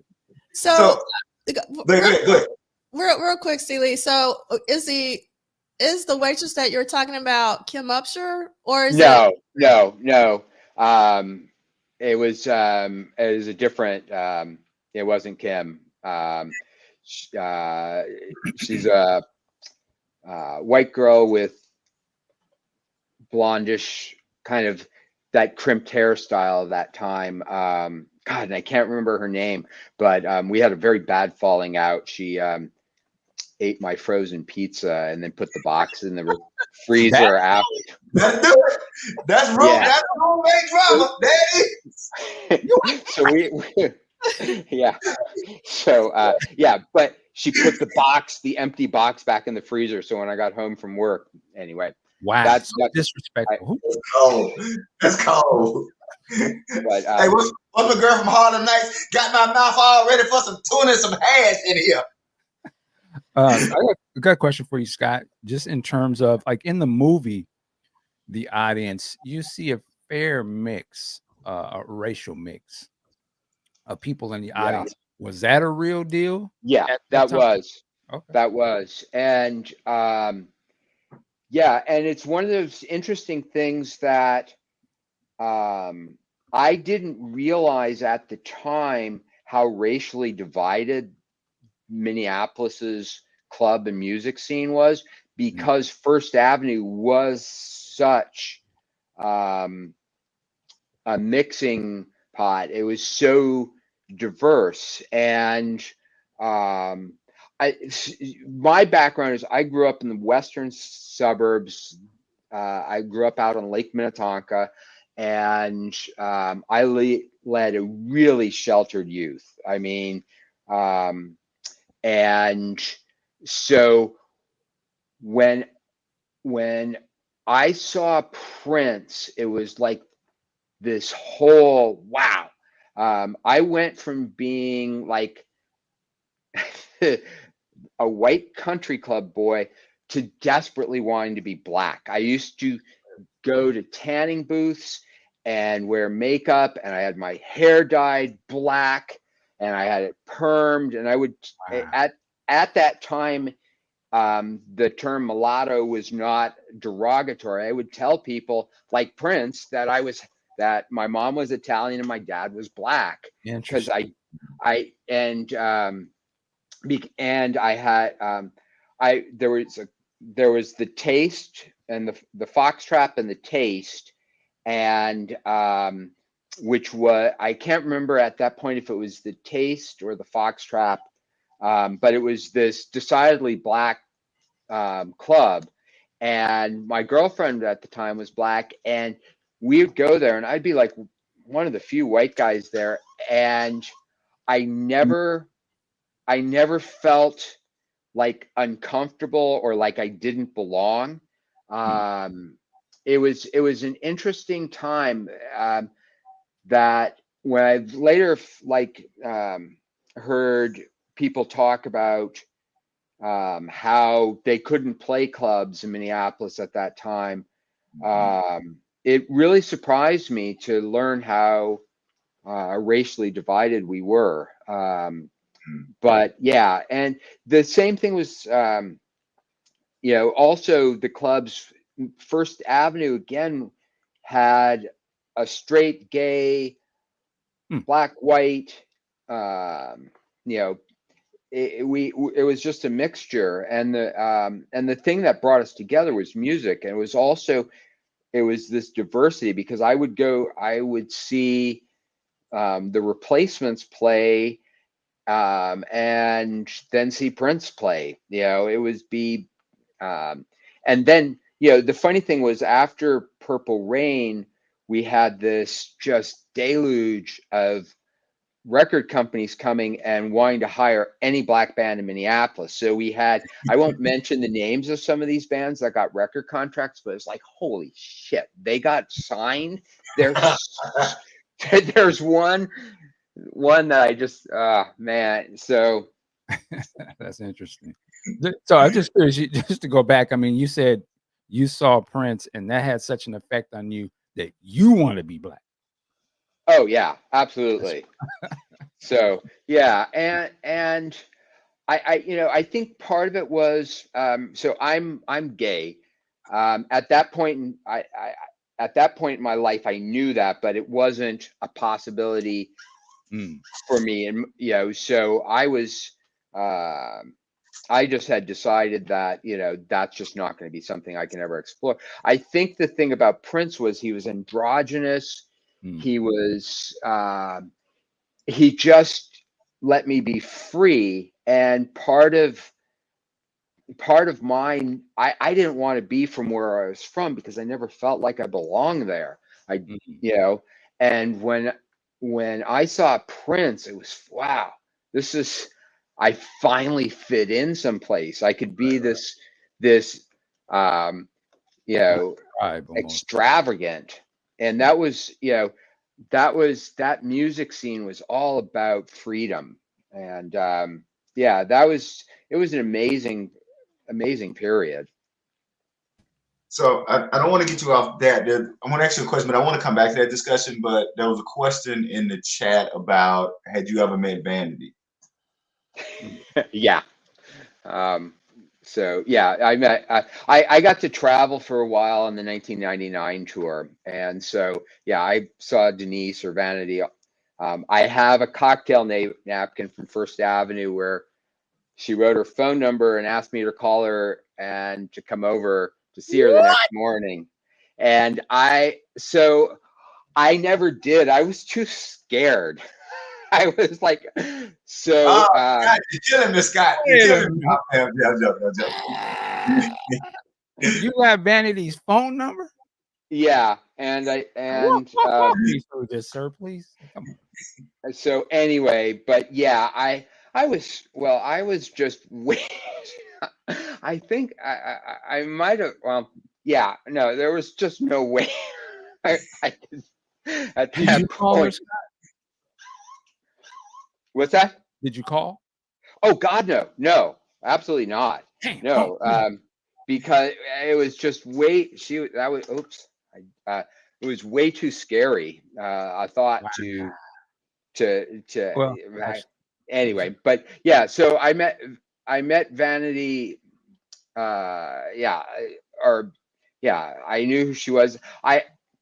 The thing about my presence in that time is there are all these places where I was, and it just was like I happened to be in the right place at the right time. And I think maybe I was a nice guy. I didn't want anything I never wanted anything. But so I ended up in all these places, and I was thinking about writing a fictional book about this character that later on they're trying to figure out why the hell was he there, and so forth. But yeah, it's like I got to a glimpse into all of that kind of from the side of the stage before it blew up and before everyone knew who these people were. And that was pretty fun. I would say that the name of your book is Vanity's phone number. I got Vanity's phone number. but funny, I was going to say though, Scott, actually the name of your book is something that could be, it's known in a lot of HBCU band cultures. It's a term called band adjacent. And in HBCU band cultures, but then just in band culture, rock band, funk bands, there were always people that they weren't necessarily musicians, but they just kind of clicked with the culture. And it just sounds like to me, with your friendship with Brown Mark, you just kind of clicked with the culture. And so the band was feeling your vibe just like you were feeling their vibe. And I think whether you did a fictional book or another book, I mean, it would be and I think it would be great as a fictional book because it'll give you some freedoms to do a lot of other things. But just hearing you talk, there is a great book there about being band adjacent. And as you say, seeing that all happen, because you're also talking about something that I don't want to get us too deep in, but seeing the reaction of those of us who were Prince fans before 1999. Now you're going to go to Purple Rain, right? Because your reaction about those horns sounding like ETV, right? there were a lot of us who were Prince fans before 1999 who had a lot of kind of the same kind of reaction. I think it would be both insightful and refreshing to get that part of the story and narrative told, because a lot of the Prince narrative that's being told, quite frankly, are people who came to Prince at or after Purple Rain. And what's being missed, you know, and shout out to my girl, Must Be Something in the Water. I shouldn't be forgetting her name. Great book. Y'all give me a name. Must Be Something in the Water. Wrote that book. Must be something. Got to be something in the water. You mean? Are you talking about Andrea? Yeah. You know, like her book. Yeah. Kind of, you know, has to be something here. Got to be something here. There we go. I'm confusing the song and the book title, right? You know, her book gives us a lot of this would happen before Prince even comes on the scene. And your story and your talking is from a bird's eye view of a real fan who was a fan before 1999 and how all of that worked from a bird's eye view to counter a lot of these narratives from people who think that Princess fell out the sky at Purple Rain. So I thank you, one, for coming on and sharing this. And if no one else says it, share it more. And if there's an inkling that you want to write that, whether fiction or in basic prose, please do that. Now shut up. Well, yeah, one of the things that early pre-1999 Prince, the thing that I don't think people really, I don't know, I don't hear it talked about, but Prince was scary. He did not smile on stage. He scowled. I couldn't keep eye contact with him. If he did that, you know, it'd be like, oh God, you know, because it was as if he could like see into the core of your soul. But he was scary. So like one of my favorite memories was the first time the 1999 video was played at First Avenue. That everyone just stopped. No one was dancing. Everyone was just watching. And we were like, afterwards, we were so young, but this group of like Prince freaks like myself, all were like gathered. Oh my God, he's smiling. Did you see him smile? And we all went and begged Kevin Cole, would you please play it again tonight? And they did. They played it a second time. But it was like Prince was smiling.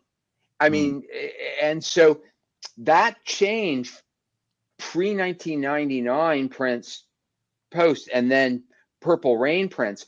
One of the things like I remember thinking around the Around the World in the Daytime was I thought of the Ziggy Stardust lyric of Ziggy sucked up into his mind, making love with his ego.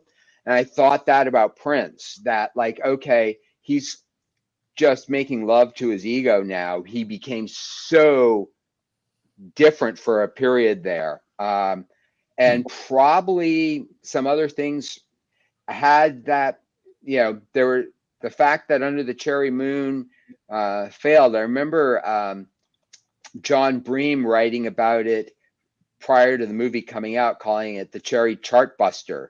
And then it became the Cherry Bomb. So, but anyway, yeah, thank you for what you're saying. The thing for myself is I have a memory and I can remember that time period fairly well. And it was just such a great period to be alive. It's one of the things that makes being old now kind of okay was because I was young then. Because the other thing about that time and place is, and I think maybe it gets recognition, but the Minneapolis music scene of the early to mid 80s, I think will eventually be heralded in the same way as like the San Francisco scene of the 60s.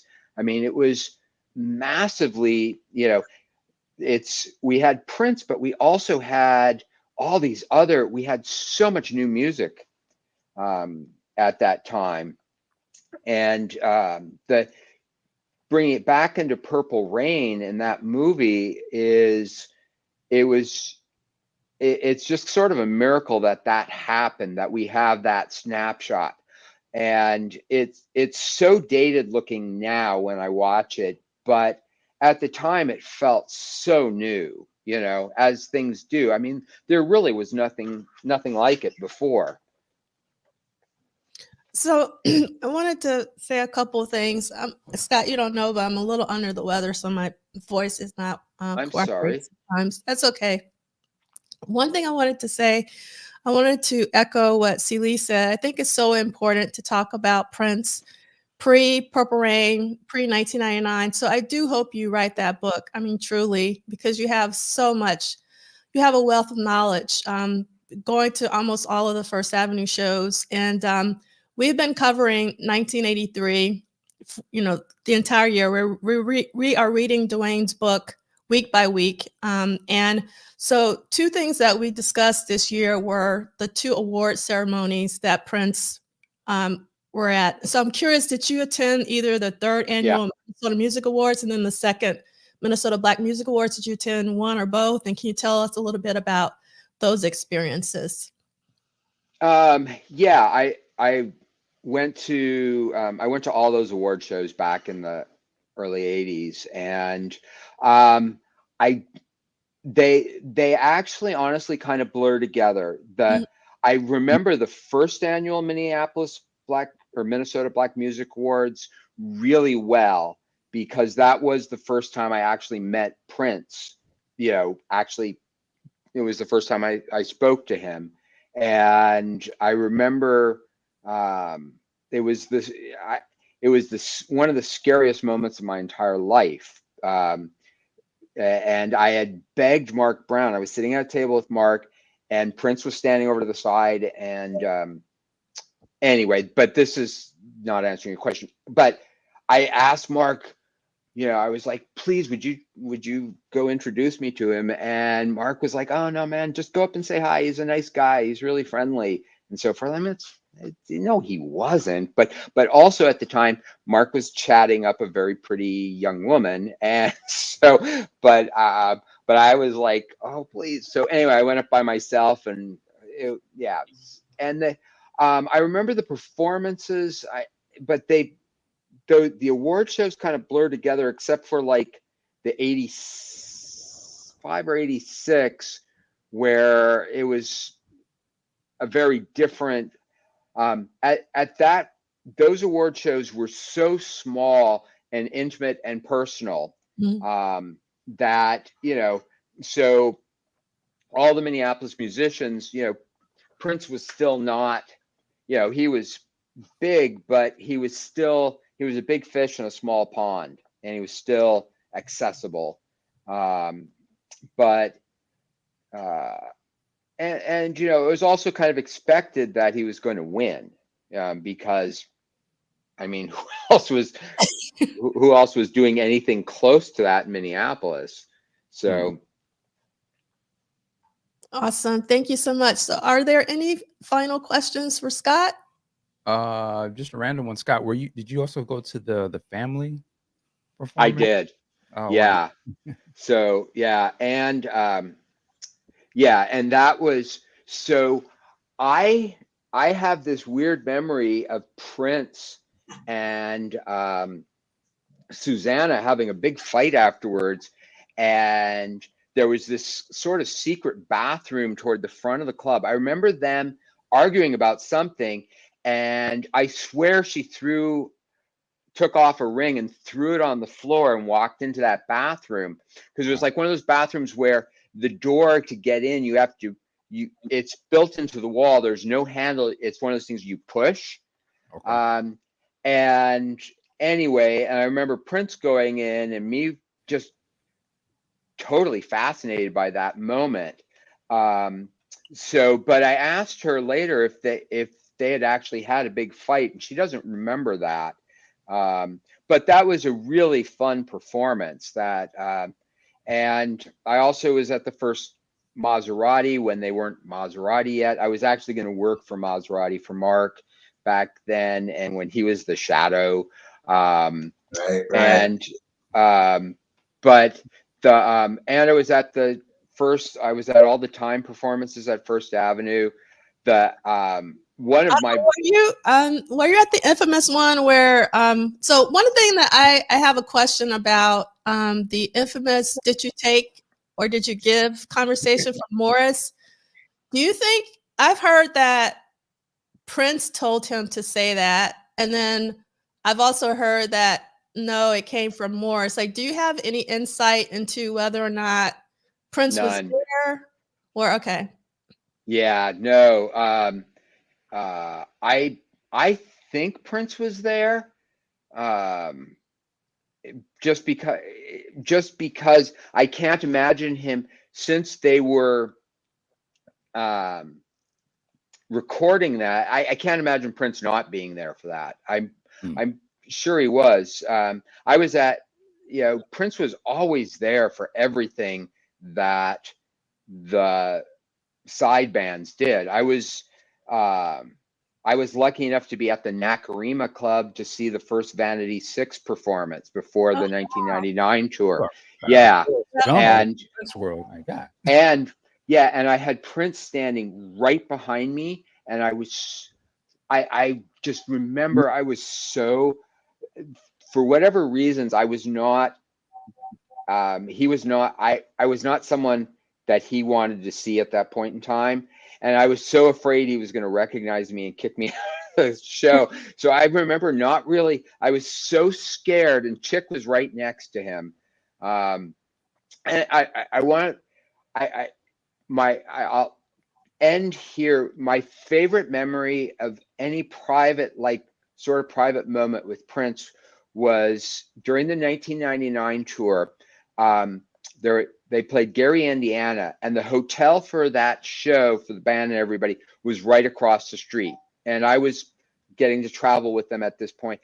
And that hotel had decided that they would have a big Prince after concert party in the ballroom stuff. So there are thousands of Prince fans going into the hotel where the band's supposed to stay. So it was decided that instead of spending the night there, the next show was in Indianapolis. We'd go to Indianapolis that night. And so we get into Indianapolis at about, 2 a.m. And we're staying at the Hyatt Regency, which was like maybe a 20-story hotel with an atrium. So all the rooms, hallways are open to this giant atrium. At the very end of the atrium are these glass elevators. So we go in, and Prince and Chick walk in front of us, well in front, and they get in the first elevator. And the only people in the lobby of the hotel are just the band and some crew and so forth. But Prince gets in that elevator, turns around facing the atrium. There are wood railings in the elevator, and he puts his hands, clasps that, and stands there staring straight out, and then just rises up. And it was the coolest thing I've ever seen in my life. I mean, no one at that moment in time, no one has ever been cooler than Prince. And in that moment, he was cooler than Prince I've ever seen him, because he was just performing for himself. I mean, it's everyone else. I remember Lisa, Lisa was sort of falling out of her shirt. I mean, she was dead tired, half asleep, walking through. No one's paying attention to him except for, I think, me. And anyway, that's how I will always remember him, is that just essence of cool and how amazing that moment was. I love it, man. So, two quick questions. First one is, I knew about the group Husker Du, but I didn't know about the card game. So my question is that where they got their name from? And since you were from there, did y'all think that was cool or lame that they named themselves after the card game? I'm not sure. There was also a board game called Husker Du as well, which had a great TV commercial during the 70s where they'd go, Husker Du. And I think I think that's where they probably got the name from. Is from it was a well-known upper Midwestern TV commercial. Who's gonna do? So maybe, and yeah, and they were a phenomenal band. So And Scott, I have one last question, and then I'm gonna have to let you go if that's okay. Yeah, I have to. Yeah. Really quickly. Someone asked a long time ago, what was the relationship on set of Prince and Morris Day? I have no memory of the two of them ever being in. I have no memory of them ever being together. Okay. I don't remember seeing. So I have lots of memories, and for what it's worth, I may not remember Morris so much because he was just Morris. I mean, yeah, I won't. Yeah. So I used to. Yeah. But I remember I don't remember Morris though ever hanging out on the set at First Avenue. I remember him coming in for his performances. I don't remember seeing Prince and Morris hang out. And the thing about it is we used to go, there was a place called Rudolph's Barbecue in outside of downtown. And that was a favorite place, Dirty Mind controversy, 1999 era for Prince.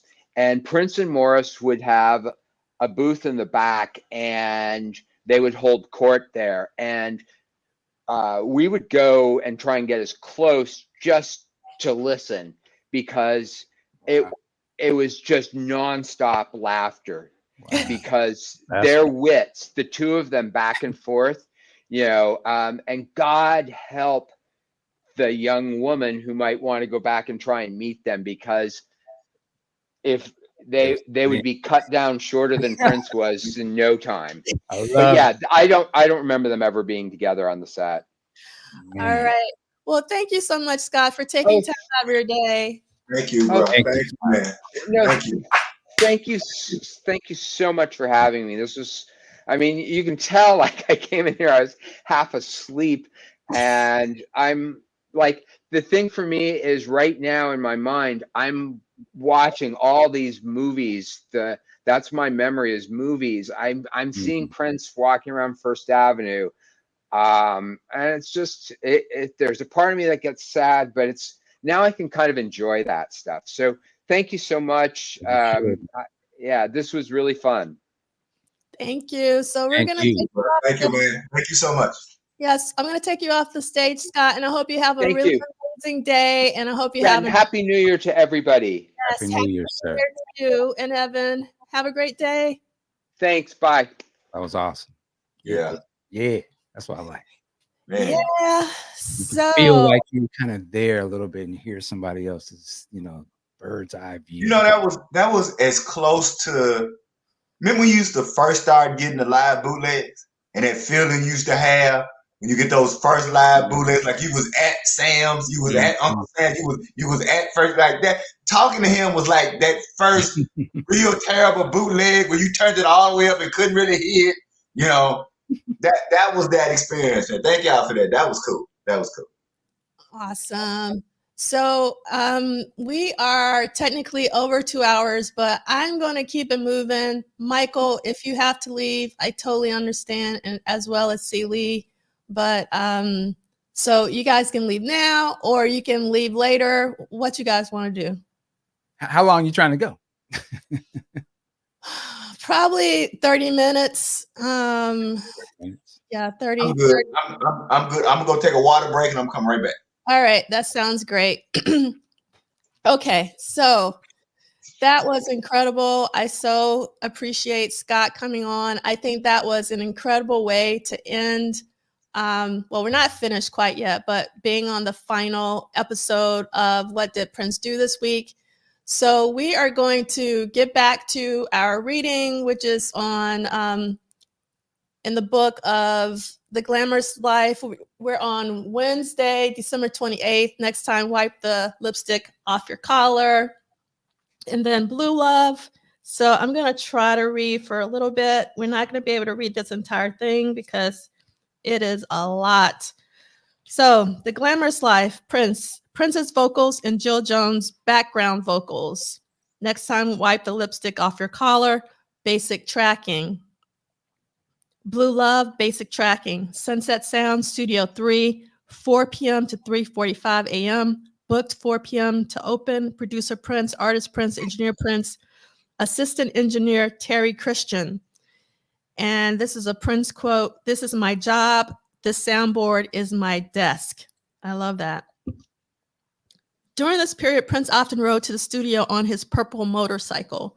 Prince was someone you noticed, Christian recall, but he hadn't enjoyed the popularity that he has now. So back then he would, did I read that correctly? But he hadn't enjoyed the popularity that he has now. So back then he could go out on his own. Eventually his status grew so that he'd arrive in a purple limo. But for now, he was enjoying playing the role of the kid from Purple Rain. When Prince arrived back to Studio 3, he had the lyrics to The Glamorous Life written out on several pages of stationery from Lee Park Hotel in West Hollywood, California, which we just saw. He also had the concept for an additional song. Focusing on The Glamorous Life, Prince added his vocals to the track in his usual manner. He would always set up a Neumann U47 microphone over the console, recalls Christian. You get him assigned to a track and he just runs the machine, punches in, and does his vocals. Prince liked doing this right next to the board, keeping the speakers low enough that the song didn't bleed onto the tape. That's how I like to listen to it myself, Prince explained in 2010, with the music through the speakers and the headphones at the same time. After Apollonia, I'm skipping around a bit. After Apollonia left, Jill Jones attended the session and sang background vocals, blending her voice with Prince's. Hold on. I need to read this paragraph because how did Apollonia get here? Prince enjoyed showing off his latest music to those around him, and he was probably reflecting about how Apollonia inspired this track. So he invited her to attend the day's session. He brought her in and just played some songs for her to listen to, explains Christian. They had already done the Purple Rain movie. He put in a phone call to her asking her to come by.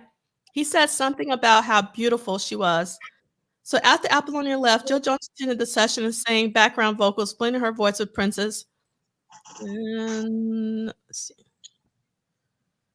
It seems that Prince wanted to get back in the habit of knocking out at least a song a day, so he raced through the track, giving The Glamorous Life a quick mix before moving on to the second song of the night, Next Time, Wipe the Lipstick Off Your Collar.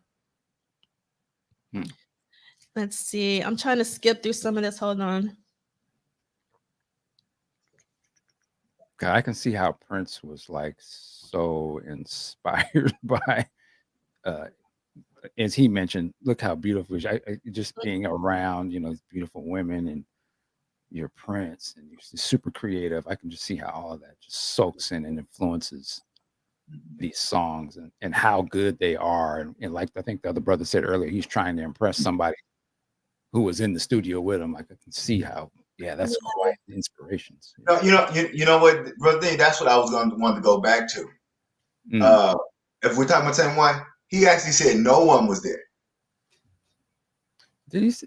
Yeah, it was. That's right. He did say that at one point. And so what I took from that was, it was kind of cool now connecting it with Scott, that Prince was actually performing for himself.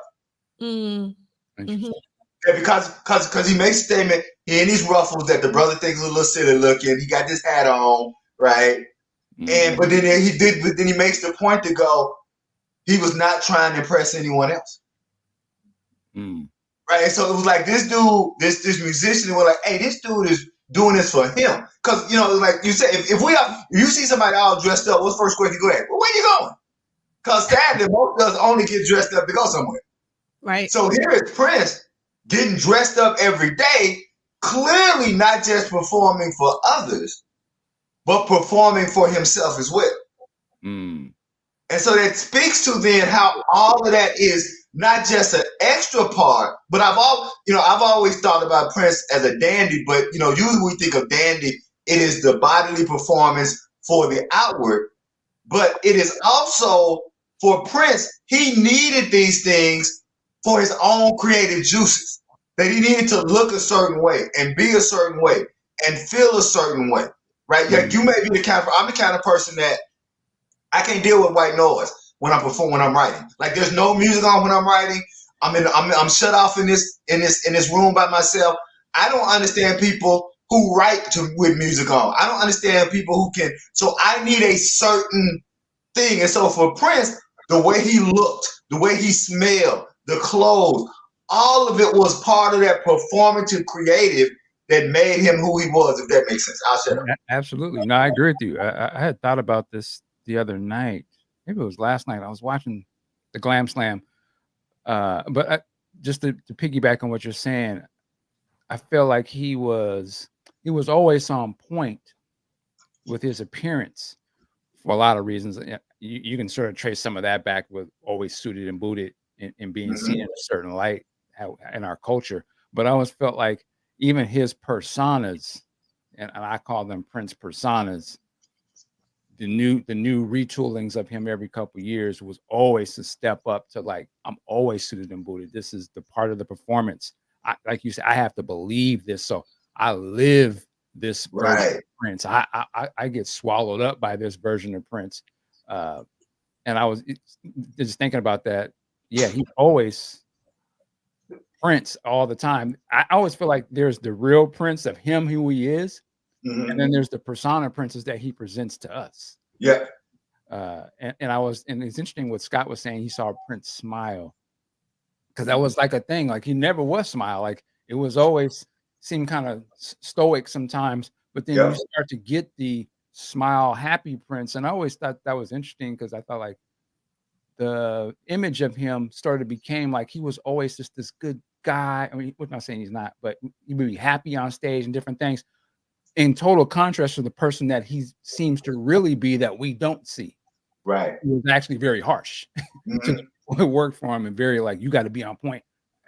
But we never saw that. His persona was always, he's open to everyone. But in his real life, you couldn't tell. But yeah, you can get a sense of, it was very cynical, and if you were on the wrong side of him, you was gonna get it, which I always thought was fascinating. But I'm kind of going off track here. So I did want to respond to you, Celie, and more specifically to the use of the word perform, like Prince was performing for himself.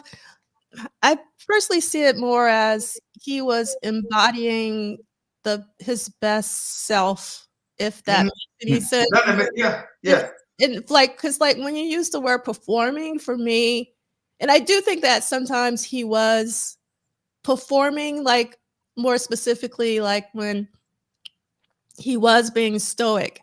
I do think that he wanted to project that he was serious and stoic at that particular time, when we know that he was a jokester and he was funnier. And I mean, I actually asked Jesse Johnson one time who was funnier, Morris or Prince, and he was like, he couldn't call it, because they were like hilarious. Mm-hmm. But I think in terms of him dressing up, because I do this, like when I feel bad, I actually dress up so I can actually project my best self, even though I might feel bad that day. So I'm just thinking that Prince always wanted to be at the highest level, and part of that was him, dressed, like just being clean, Right. Well, and when I say performing for himself, I get what you understand. And that's true. That's the context. I meant, and this word is not going to be any better, but that he was doing it for himself. Mm-hmm. Yeah. You see what I'm saying? That's what I mean when I say performing for himself. That like, okay, let's be clear. What I learned, and this is, I got this from Prince and my father. So I'll tell you, I got this from Prince and my father, that I didn't know. That I realized really early in life that most people don't wear what they like, they dress for other people. Mm-hmm. And through my father and Prince, I began a person who dressed for me. So that when most people get dressed in the morning, or doing whatever they're doing, they have the notion, I'm going to kill them with this. Mm-hmm. Right, I'm going to fly with this. I'm going to look professional with this. In my entire life, once I became knowledgeable of fashion, every time I got dressed, it was because something that I liked and I didn't think about what anybody. I would often be surprised that other people would even comment on it because I wore some kind of stuff. I would admit to other people. I mean, you can go to my, there's a gallery. It's on. You go to my website. You go to my gallery. You see them pictures. I was looking at 19. You won't believe I was walking around in black collars like that. But so my point is that when I say he was performing for himself, that he was holistically doing everything for him. Now, not that he wasn't calculated as a businessman to say, I know this is going to get this rise out of people. I know this is going to get this. But I think that more than most people, where most people get dressed for others and most people are looking for affirmation for others, I think that every time Prince, well, I'll say this, 85% of the time when Prince put on something, but see, JD, when I say performing, what I mean is he's entertaining himself. He's pleasing him. I'm trying not to say pleasuring himself because yes, being dressed up is rooted in black culture. So he's doing that, but he's also going beyond that because even though being dressed up is rooted in black culture, a lot of that is also getting affirmation from other people. What I'm saying is that a lot of what Prince was doing was rooted in black culture and all of that, but he was looking in the mirror and being one of those very unique people who saying, I like this shirt, I'm going to wear it because I like it, as opposed to I'm going to wear this shirt because it'll put me in style, if that makes sense. It does. Yeah, Right. I agree with of both points. I just think that he was very calculated, and that's not a bad thing. I just think in terms of if you look at his mannerisms, I feel were very calculated. The way he did his fingers when he held things, I felt was very calculated, and you could tell he must obviously study himself. Yes. And kept approving. That's what I'm saying. So it was always like, and I just think like he was able, which a lot of us are not. He was able to get lost in it sometimes. Mm-hmm. I mean, like when it wasn't a question of finances. It wasn't a question of what I couldn't do. I could do anything I want. And what happens when you do that year after year? You could get lost in that, where you're not even thinking that you're looking different. I've written this story, this character, and I've become that. I've embodied this version of Prince versus that version of Prince. And I'm just saying the difference is because he makes a conceited effort to never show us the version of Prince that the band members and the people who work for him, we never saw that on the stage. You saw hints of it, but you never, it was only through interviews when you started to realize like, wow, yeah, he was going hard on, like you had to be on point. I had no idea from just looking at the records or watching the movies, but I can see, yeah, it had to be that way. He had to have a separation between himself and the versions that we saw of him. I mean, there's to be no way he could continue to do that for years and not have something for himself versus something that he gave to us. Like he knew to spin it every couple of years. I'm gonna flip it. Right. You know, I'm on purpose just to keep them on track. And I feel like even some of his mannerisms got to be a little more fine-tuned.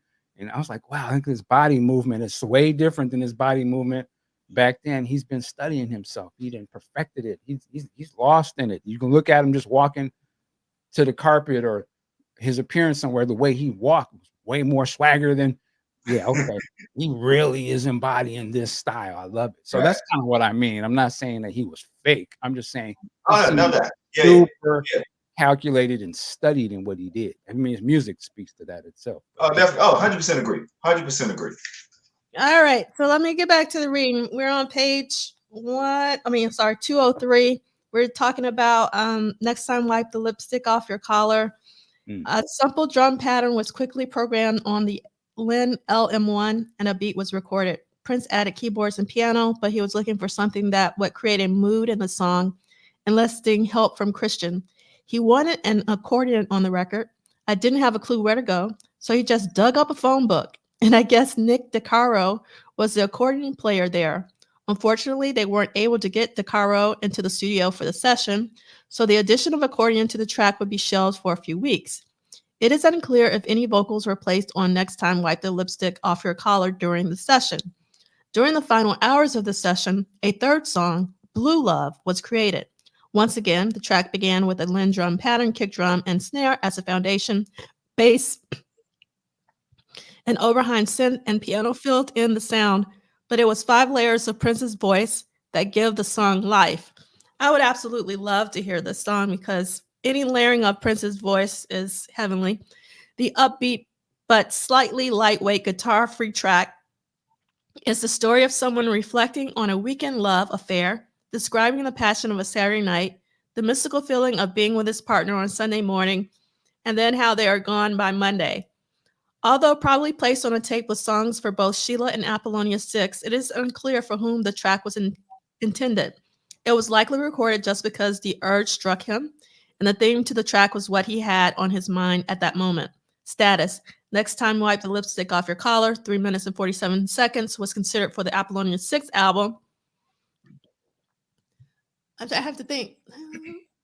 I think I would have rather it went on Apollonia 6's album, but I'll keep my comments to myself. But instead, it landed on Sheila E.'s first album, The Glamorous Life. The released version contained no major changes or edits except the addition of Sheila's vocals and an elimination of the LM1 drums that were recorded during the session. Prince removed them from the final mix, creating a song by a drummer that contained no drums. Work on Blue Love, 4 minutes and 25 seconds, would continue in March when a harp was added. The song remains on the shelf, and it is not related to Prince's 1992 release, Blue Light. And then in italics, Jesse Johnson has gone on record explaining that Sheila E.'s first album had possibly been recorded earlier. The first Sheila E. album was Vanity 6's album, and Vanity kept saying, "I'm not going to be there. I'm not doing it." She kept saying, "I'm not doing Purple Rain" before she moved out of Minneapolis, and Prince just thought she was joking. And Sheila showed up to do some session stuff. And then some of the songs in the Vanity 6 album, like Manic Monday, that was Vanity 6. I was there recording and doing all that stuff. Sheila E., The Glamorous Life, that was Vanity's record, and that's according to Jesse Johnson. According to Sheila E.'s book, The Beat of My Own Drum and Memoir, she and Prince wrote the lyrics to The Glamorous Life in March of 1984, after most of the rest of her album was complete. I could find no details to verify Jesse's or Sheila's memories, but they were there and I was not. Because it has been 30 years since the events occurred, I'm including their reflections on the origin of this song and this album as they deserve to be heard. Now, I know that Duane had access to all the work orders from Sunset Sound. So, I mean, he's basing his information on the work orders, that are at Sunset Sound. So that's where he's getting, predominantly his information from. So how would you guys feel about Next Time Wipe the Lipstick Off Your Collar on Apollonia 6's album as opposed to Sheila's album? Any thoughts about that? Go ahead. Go ahead. I think Michael was saying that he wanted you to take it. Was that? Yeah, go ahead. Well, I was gonna say I'm ambivalent on it. That's why I want him to take it. I mean, it's okay.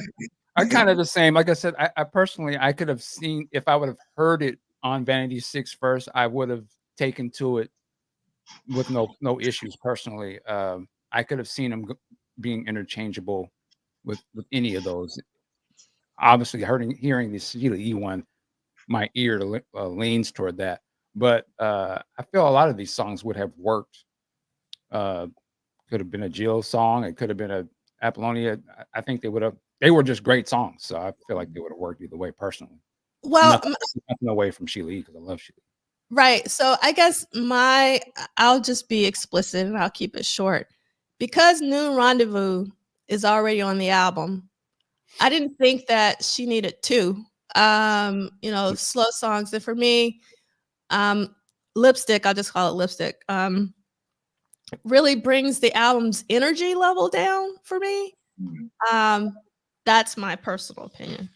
All right, let's move on to what everybody wants to talk about, which is She's Always in My Hair. And we're going to start reading on page 204.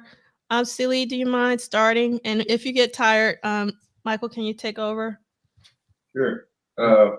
She's Always in My Hair, listed as Sex Shooter, Sunset Sound, Studio 3. They go to dates. I got all that. Princess Quote. I Don't Plan. We want to read Princess Quote. I always like to read Princess. I was going down to Princess Quote. I was going to not go through the Sunset Sound stuff.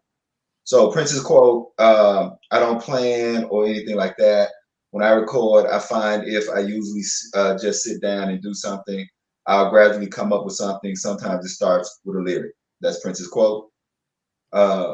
Prince was renting a house at Benedict Canyon, but for some reason, he was once again writing lyrics on the stationery from the Park Hotel. His original draft started with the phrase, "A boy got killed at Disneyland today." Some say he was trying to be Superman, which was supposedly based on a story in the news, but the lyrics were discarded and the focus of the song shifted to a playfully romantic tone. Prince would later use this method of songwriting on Sign of the Times. She's Always in My Hair is another amazing track Prince recorded in one day. It is the sort of song that would be a crowning achievement for most musicians, but Prince would relegate it to a B-side. In many respects, the A-side of Prince's singles were released for the record company and for airplay on the radio, but the B-sides gave him the chance to stretch out and reveal some of his extensive unreleased work that may not have fit the theme of the album. There is also a financial benefit to this, as the B-side of the hit single generates equal sales royalties as the A-side. The reason Prince listed Sex Shooter on the work order can be traced to the influence of the Apollonia 6 song, which was strongly featured in Purple Rain movie. Prince literally sampled himself when he took the lead line from Apollonia 6's Sex Shooter, the 4-note riff heard at the 9th second, slowing it down slightly to create a recognizable sequence that comes between She's Always There and Telling Me How Much She Cares at the 43rd second of She's Always in My Hair. Prince was the only musician on the track, and engineer Bill Jackson remembers how this session began. He was out at the piano writing a few words, playing some keys, writing a little bit more, and he was out there maybe a little over an hour. Prince quickly programmed the pattern on the LM1, nearly replicating the beat and the phasing effect of the drums he created on the long version of Sex Shooter. Jackson says he put the 2-bar phrase in, and within 10 minutes, he had the drums. I remember there was a pause in the song, probably at the phrase, "Maybe I'll marry her, maybe I won't." And he just stopped it and waited then, and then started it back up in real time without a click track. And then he went back and he erased the click drum and the snare drum, and he didn't want it because they were doing the same thing through the song. I'll let somebody pick up there if they want to. All right. Man, that was crazy though. Prince then recorded the keyboards on the Oppenheimer OB8, a Fender bass, and a guitar, followed by the piano, according to Jackson. He just went out there to the grand piano and recorded the piano with him singing. And I think we went in and fixed a couple of things in the vocals. When it came time to delegate tasks during the session, Jackson recalls that Prince didn't seem to want to rely on the engineer. A lot of the time, he'd just run the tape machine himself. He'd just take his hand off of it and he'd punch in and punch out, because a lot of times he was faster than talking to someone about it. Sometimes he'd let me do it. He needed someone to engineer, but he didn't need them to do everything. So you were kind of partially an assistant and partially the actual engineer. Even though Prince hadn't recorded the track before today, he instinctively knew the song. He'd be listening in his headphones to the tape rewinding, and he'd hear it going backward and say, "Okay, stop there." According to Jackson. Man, that's kind of reading this off real quick, but this is some wild stuff, man. He wouldn't tell you to go back to the chorus or anything like that. He'd just say, "Rewind," and then stop there. And I'd play it, and we'd just punch in for the places he wanted to fix. And then he'd do it again, rewind, stop. And he would punch in for harmony on another track. And he never messed up. It was all there in his head. And he just put it down when we recorded. Wow. That's some fascinating stuff. Having done a little bit of recording in my life and back in those early days when it wasn't digital, and you having to record that, and when they say punch in, the music would start playing, and then he would play whatever part he wanted to record at that point, and then punch out. Okay, stop recording me. I don't want to record over the other stuff that's on the track.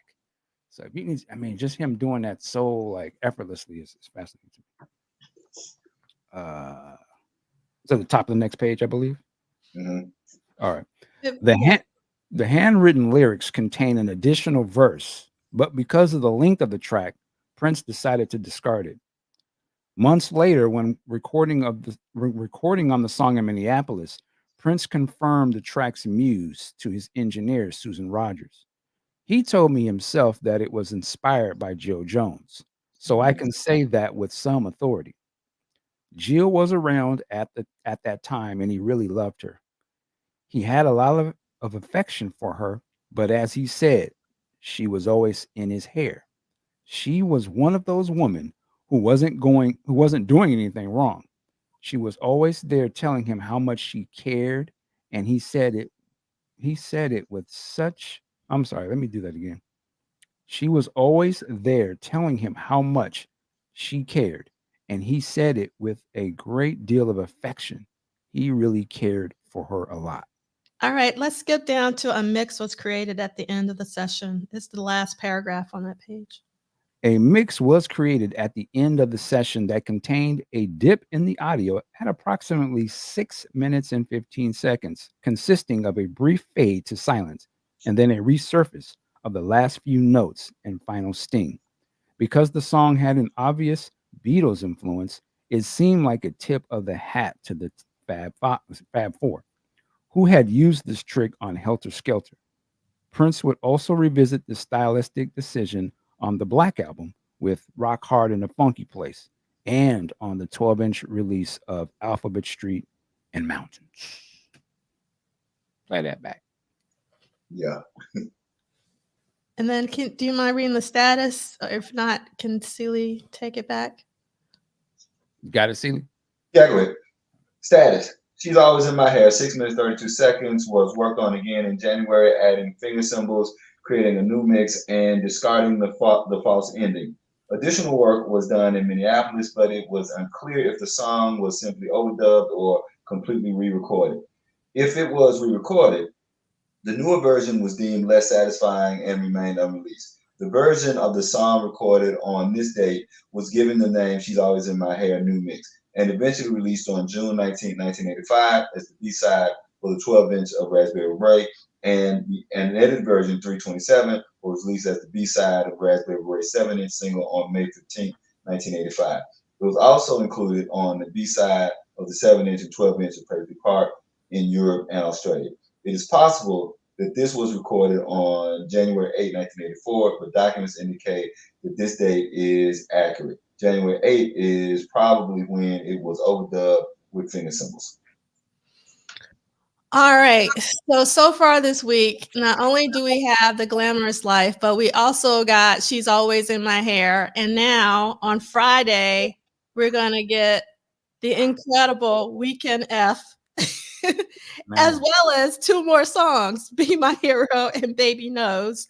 So I'm going to start. I mean, it's insane. And this is the last week of the year in 1983, and Prince is on fire. All right. Mm-hmm.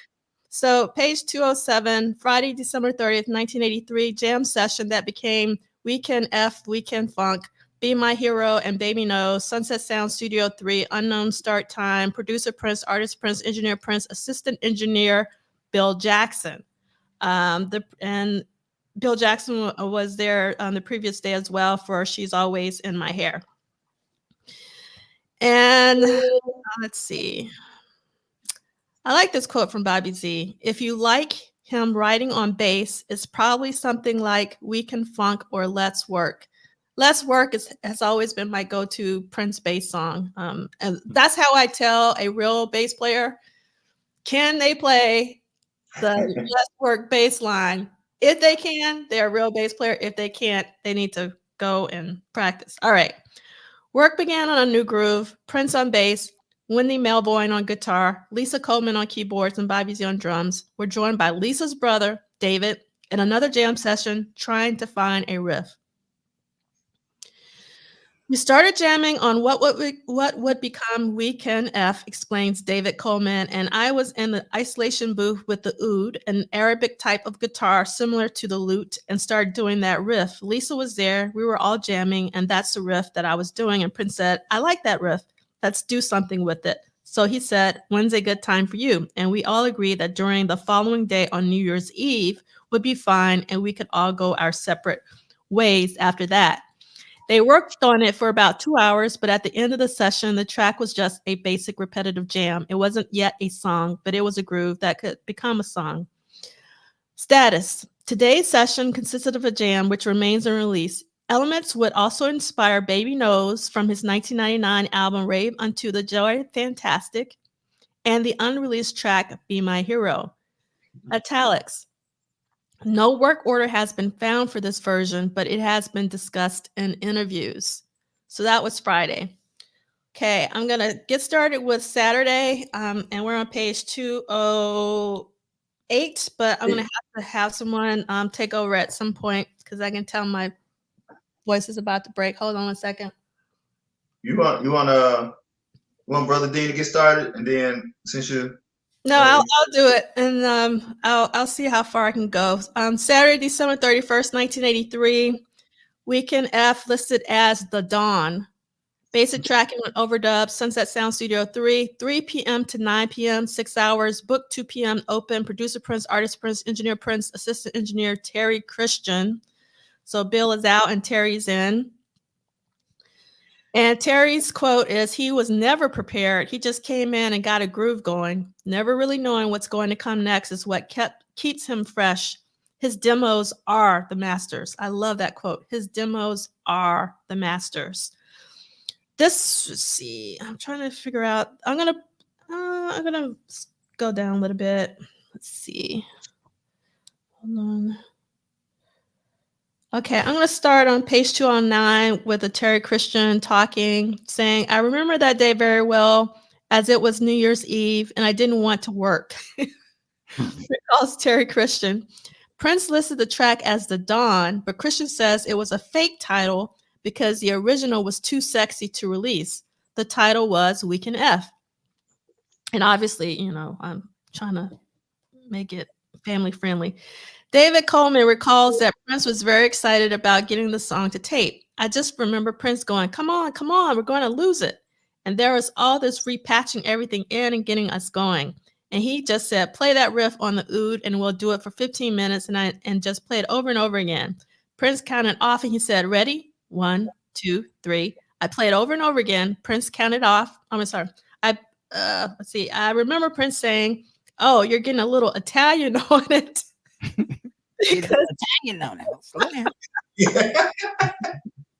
Because I was going ding ding ding. Okay. Prince played drums while Coleman was in the isolation booth playing the oud on the basic tracks.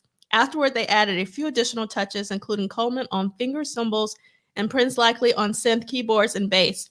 Then we called it a day, Coleman says. He left unannounced. Where's Prince? Oh, he left. He was the nicest guy, but he would just vanish or something. Let's see. I want to go to the next page. On 210 for the status. The name of Weekend F, 10 minutes and 18 seconds, was changed to Weekend Funk, and the title was eventually recorded in June 1986 with The Revolution, 5 minutes and 43 seconds during the sessions for the unreleased Dream Factory album. According to Eric Lees, there was a humorous side note during that session. The Revolution referred to it with an alternate title based on the song's initials. WCF, WC Fields, was our working title, our code name for it. In late 1989, the song was reworked again, 5 minutes and 28 seconds, shifting back to the basic recording from the session and adding several elements, including George Clinton's vocals, as well as vocals from members of Clinton's band, The track was edited and mixed for release on Graffiti Bridge in 1990. There was a whole new bass part, recalls Sunset Sound engineer Steven Shelton about the 1989 version. There are some of the original instruments in the final mix that came from the original date. The drums, I believe, were changed. There were a couple of other things that were overdubbed, but there are bits and pieces of the original mix in there. It was the only Purple Rain era song that was used in the sequel to Purple Rain, Graffiti Bridge. The song was released as Weekend F, 10 minutes, 18 seconds on the Purple Rain Deluxe CD set in 2017. So I want to say a couple things and then I'll stop talking about this. So Weekend F was eventually released on the deluxe version of Purple Rain that came out post Prince. For me, the definitive version has and always will be the Graffiti Bridge version. And I know that people just go like, no, that's not true. But I'm just telling you, that is my personal opinion. Like you can have your opinion. Mine is I prefer the Graffiti Bridge version. However, on what was insightful about hearing it on that Purple Rain is at the end when Prince does, they start harmonizing towards the end, and Prince goes like up, like does this final harmony where he goes really high, and he just starts like screaming, and it's really pronounced on the Purple Rain version. And I never ever noticed that it's actually in the Graffiti Bridge version, but it's buried it's buried so low in the mix that you can barely hear it. But that's the one thing that I adore about the Weekend Funk version. Well, it's not, the Weekend F version on Purple Rain Deluxe is that and they take their time with like just the layering of those vocals, and then he ends like with a crescendo of this scream, and it's incredible. And I was like, why didn't he keep that? But it's there. It's just like I had never really noticed it because there's so much going on the Graffiti Bridge version in terms of tracks and whatnot. So do you guys have anything you'd like to say about either? First, I'm gonna start with Go Away Kid, You Bother Me. That's my W.C. Fields impersonation. I grew up raised on black and white W.C. Fields. So if you've never seen a black and white W.C. Fields film, go see at least one. So that's part of that. I'm like you. I'm a prisoner of the moment. That's one where the one I heard first I like most, and I'm clear that I probably like the Graffiti Bridge version because I heard it first. But I do love the what was considered the original Weekend F. I like that both of them are busy. I like that there's a lot going on in both of those, and I would say that it's really interesting because I don't know if it was planned this way, but Weekend Funk really fits the character of George Clinton in a way that I remember going to see Graffiti Bridge when we left. My cousin, the same one, he was saying like, "Hey, I want to go to George's club." Like that's all he got from Graffiti Bridge. He said, "Bump them other clubs. Them other clubs boring. I want to know what's happening at George's club 7 days a week." So I think that's what I like most about the Weekend Funk from Graffiti Bridge is that it's just amazing to me how it wasn't a song like those songs that he tried to give to what's my girl Bunny Raitt, and we all heard those songs. Like ain't no way here Bunny Raitt was singing them songs. Like them songs, there was nothing that you would have thought of that Bunny Raitt would have sung those songs. This song is a song that you were clear that George Clinton could have. And then I love that quote there because I have to give someone some credit that I don't always give him a lot of credit, though he's a great writer, Nelson George. Nelson George, I think, said that nobody articulates urgency better than Prince. And I think that scream from both the original and then Weekend Funk is proof that there are very few artists who can articulate urgency like Prince can. That's it. I'll shut up. To me, the definite version of this song is the 86 with the Revolution.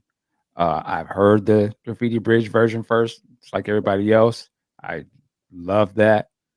One of the very first boots I think I ever got was called Royal Jewels or something. Yeah. Yeah.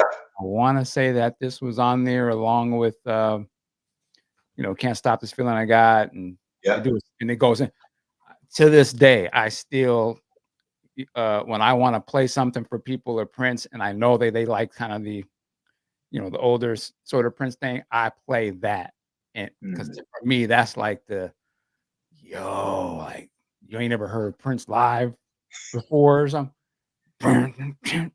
Just the way he sang, the way that they play that, that's my version. Secondly, I would say the Purple Rain Deluxe version blows my mind when I hear that. Just those drums, I'm like, God, they was doing this back. Like if this would have came out, crazy. So, but I will say, all versions are dope. Like this is just one of those Prince songs that works no matter what generation you hear it. It retains its funkiness, the sexiness of it, the way he sings it works on all three of them. I would have loved to have heard an even older Prince in 2000s or one of his bands. I would have loved to hear their sort of interpretation of this. I see somebody drop Bold Generation. Yeah, that's the second one. Yeah. That's where Michael Dean lives. I see you got one here. That's me. Yeah. Anyway, yeah, there you go. So I gotta highlight Blade Brown's quote because this is how I feel about it. It's two things about the Graffiti Bridge version, but it segues into Joy and Repetition, and I just can't separate the two. And Joy and Repetition is actually my favorite Prince song, bar none. Like number one, the bar above the bar for me. That's one thing. But another thing is, I feel like the spirit of that track fits George Clinton like a glove. Like I feel like that's what he was going for. And having George on the track, I thought was absolutely brilliant. And I can't remember one of George's singers was on that track that really brought a different feel to it. So that's what I'm going to do. I'm going to stick with it. All right. So here are the lyrics, or some of the lyrics for She's Always in My Hair on Stationery from La Park. Again, we're talking about the same week. And I thought this was interesting. At the top, he scratches out, "A boy got killed at Disneyland today." Some say he was trying to be Superman. And I quickly Googled to see if anything had happened at Disneyland. I don't think anything did, but I did find a whole Wikipedia page that lists all the deaths that had occurred at Disney, which is really interesting to think about. I had never really thought about that, but it does happen. So I don't know if he had seen something recently. And then he does a lot of changes to this editing to the song. So originally, Whenever My Sunshine Turns to Rain, he had written Blue Skies, and then he had scratched it out and replaced Blue Skies with Sunshine. He had this additional line he scratched out called "Feeling Comes Over Me, I Can't Explain." And there was also a "Well, I Guess" in there that he also scratched out. And then for the verses, the second verse is totally different from the verse we know. The verse we know is, "Whenever I feel like not too great at all, whenever I'm all alone, and even if I've hit the wrong notes, she's always in my boat. She's always there, telling me how much she cares." On the Stationery says "whenever," and he repeats "whenever I feel like," and he scratched that out, and he just says, "Whenever I feel just like everyone, whenever I feel like everything, I do not." And I think he was probably wanted to put a word there, but it reads, "I do not grade at all," but I'm thinking maybe he said, "I do not feel great at all. Whenever I can find the right notes to sing, you're always there just to tell me how much you," and then he scratches care out and then goes to the second line, "How much you care, I'll never know. But one thing I understand, you're so damn persistent." So that's what he wrote on the Stationery. And I thought it was really interesting how he changed the tense, from first person to third person with the release song. And then for the third verse is also very different from what he would later record. So we know, "Maybe I'll marry her, maybe I won't, maybe I will not. Let me tell you, babe, even if I was a gigolo all my life, she'd still be there. Tell me just how much she really cares, blah, blah, blah." And then on the Stationery, He writes, maybe I'll marry you. Many times I feel all alone. The people next door have no sympathy. They fight or make love to each other. If they're not crying for one thing, it's another. But you're always there just to tell me how much you care, I'll never know, but one thing I understand. And he literally writes this. If you look at this, if you make good lemon cake, and he scratches. Oh Lord. And he scratches that out. And then he has a solo. You're so damn persistent. Maybe I'll marry you. So if you go back to down at the bottom, you see solo, and right above where you see solo, it literally says, if you make a good lemon cake. Can you go back to that where you had that third verse? You have them, or we could see them. I'll tell you what's interesting about this. Taking into, and I rarely do the personal with the art. You know, I'm usually doing more of the literary devices. But what's interesting is Jill had a negative response to the song because of the third verse. Mm-hmm. So here's what's interesting. And I want people to hear what I'm saying. I want people to hear what I'm saying. Because with art, there are always two choices with making art. There is the artistic choice and the personal choice. And what I mean is the difference between the artistic choice and the personal choice. When we are creating, whether I'm writing a poem or a short story, or Brother Dean is making a song, Professor Duff is doing some graphics. When we're creating, there's always a tension between what pleases us versus what's going to come across well to the receiver. And there's a definite tension here. And I want, because I know people, again, they're not going to hear what I'm saying. Based on Jill's reaction, Prince made a great artistic choice in the verses or the lyrics that he wrote or the poetry, but he made a terrible personal choice. Because if you put those lyrics side by side, Jill's problem with the actual release verse was the maybe. Maybe you'll marry me? You're thinking about marrying me? Brother, that ain't something I want to hear. Maybe? What the hell is maybe? Right? She talks about that. But if you look at what he didn't use, what Jill doesn't get in that is that just based on this verse, and we're talking about the speaker in this song. The speaker in this song doesn't really have a great opinion of marriage. That's what this third verse is saying. This third verse is like, these people next door to me, they're married and their life is hell.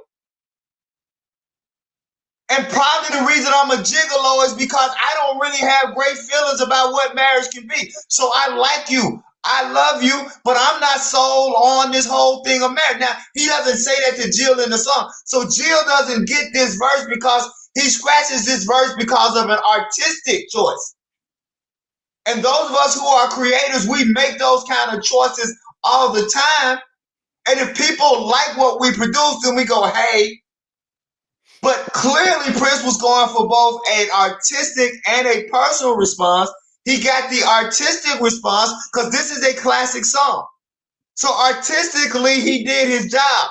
But personally, the song drove Jill away because removing or changing that lyric, Jill doesn't get the insight of why marrying you to this speaker in this song is not a great option. Because based on the speaker of this song, marriages suck. So I don't know if marrying you based on the models that I have will actually make our relationship better. But Jill doesn't hear that because all she sees is the damn maybe. That's it. I'll shut up. And these songs are all done in the same week, right? Yes. So Yeah. at the end of the week, he was like, well, we can just. There you go. Since we ain't gonna get married, let's just knock them boots, as H-Town would say. Oh my God. But I just hope people will get what I was saying about the difference between artistic choice and a personal choice. I'm happy that you broke that down for us. Yeah, Marcus says, I like Celi's insight on this song. And okay, so we have come to the end of our reading, and I want to do a recap of the year. So this is a time when, if anybody wants to leave, you can leave. Okay, preacher, you said that an hour ago. We're going 30 minutes. The Bible, now we're about to go into the Well, I gotta do this. This is because we're gonna bring in Duane hopefully for next year for the first session. And we're gonna, I can't wait until the next time to do all this stuff. I want to do it today. So I want to give a very special thanks to each and every person out there. But before I do that, I want to give mad thanks to none other than the one and only Michael Dean for holding it down with me this entire year. No one else would do this except for Michael. So I appreciate it so sincerely. You taking time out of your morning, early mornings to be here with us, and also for holding it down when I wasn't able to be here this year because of graduations and whatnot. Really, really appreciate you. And then also, Celi, thank you so much for coming on whenever you can. Your insights are so invaluable. You break down things only the way that you can, and we all benefit from it. So I want to make sure I give the proper thanks first. And also to Duane for allowing me to run with this idea. He could have said, no, I don't want you to be reading my book. But he was, open to this idea and very supportive. So I have to give a mad shout out to Duane, as well as Scott again for coming on today. And all of our guests from this past year, too many to name that I won't go into because we're going to take care of that during the recap videos. And like I said, I'm going to try to have them ready for Sunday and do some premieres on YouTube for those if you're interested in watching the recap videos. But let's talk about our incredible audience. You guys have been amazing. And I wanted to take time to give some respect to the people who are almost always first in the chat.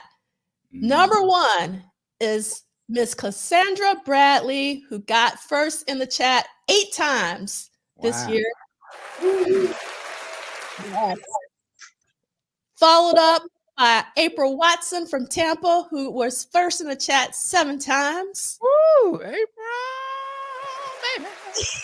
And I couldn't believe, if you would have told me that Celi was first in the chat 5 times this year, I would have said, no, he wasn't. But no, Celi. And you know what? I would have got away with it had it not been for them rotten 2 kids. Hilarious. Yes. And then number 4 times we got tied. We got first in the chat 4 times Kim Glenn. Also 4 times Andre Staley. So Atlanta and Detroit tied. Then next up, 3 times first in the chat were Real Line the DJ, as well as Nick Felden. Thank you so much. I love the audience crowd noise. And then twice first in the chat, there was a 3-way tie. Nikki, El Dabara, and Stone Freak. Yeah. And then I want to give special shout out to everyone who was first in the chat. So these are the rest of the folks. Mila, Anisha, Blackwell, Dee, Arlene Oak, Michael Parks, Tanja, the Red Cat Uprock, Christina, Sister Charles, and Web Diva 3000, aka Vanessa.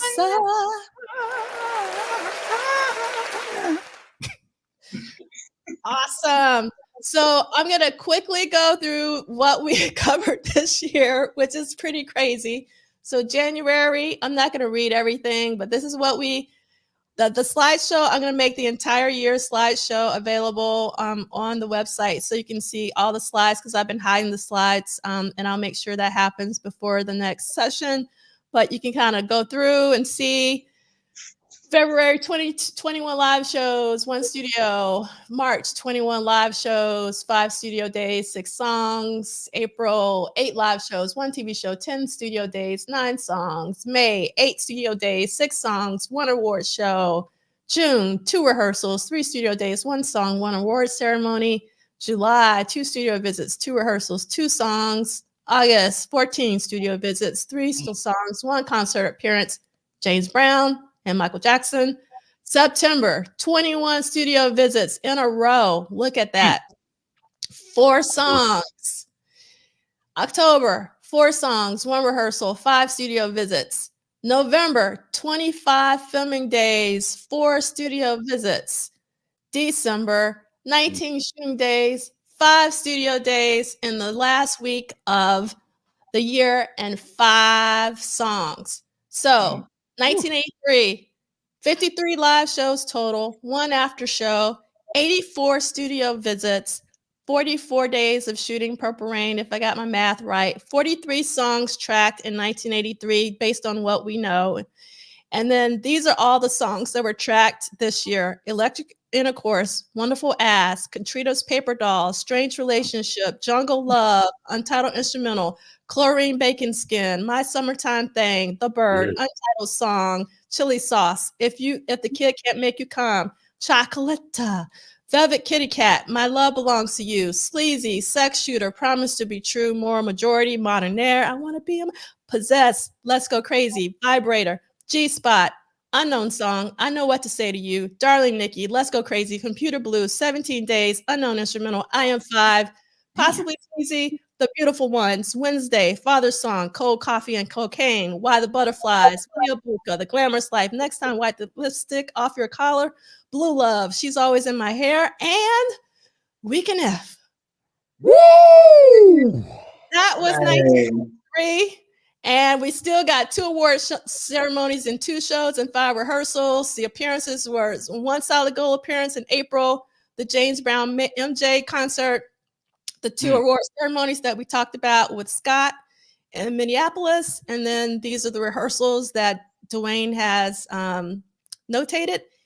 And yeah, wow, we're at the end. We talked about all of that. Yes, Michael. Yes, we did it. Incredible. Isn't that incredible? What a year. 1983 was an incredible year for Prince. That lists longer than most people's careers. Yep. I mean, you look at the songs that he recorded. That's most people ain't got a career stand up to that, and that's 1 year for this dude. Yeah. Wow. When you look at it like that, and you look at everything, and we've been here just about every Saturday, and you look at his calendar of all he's done.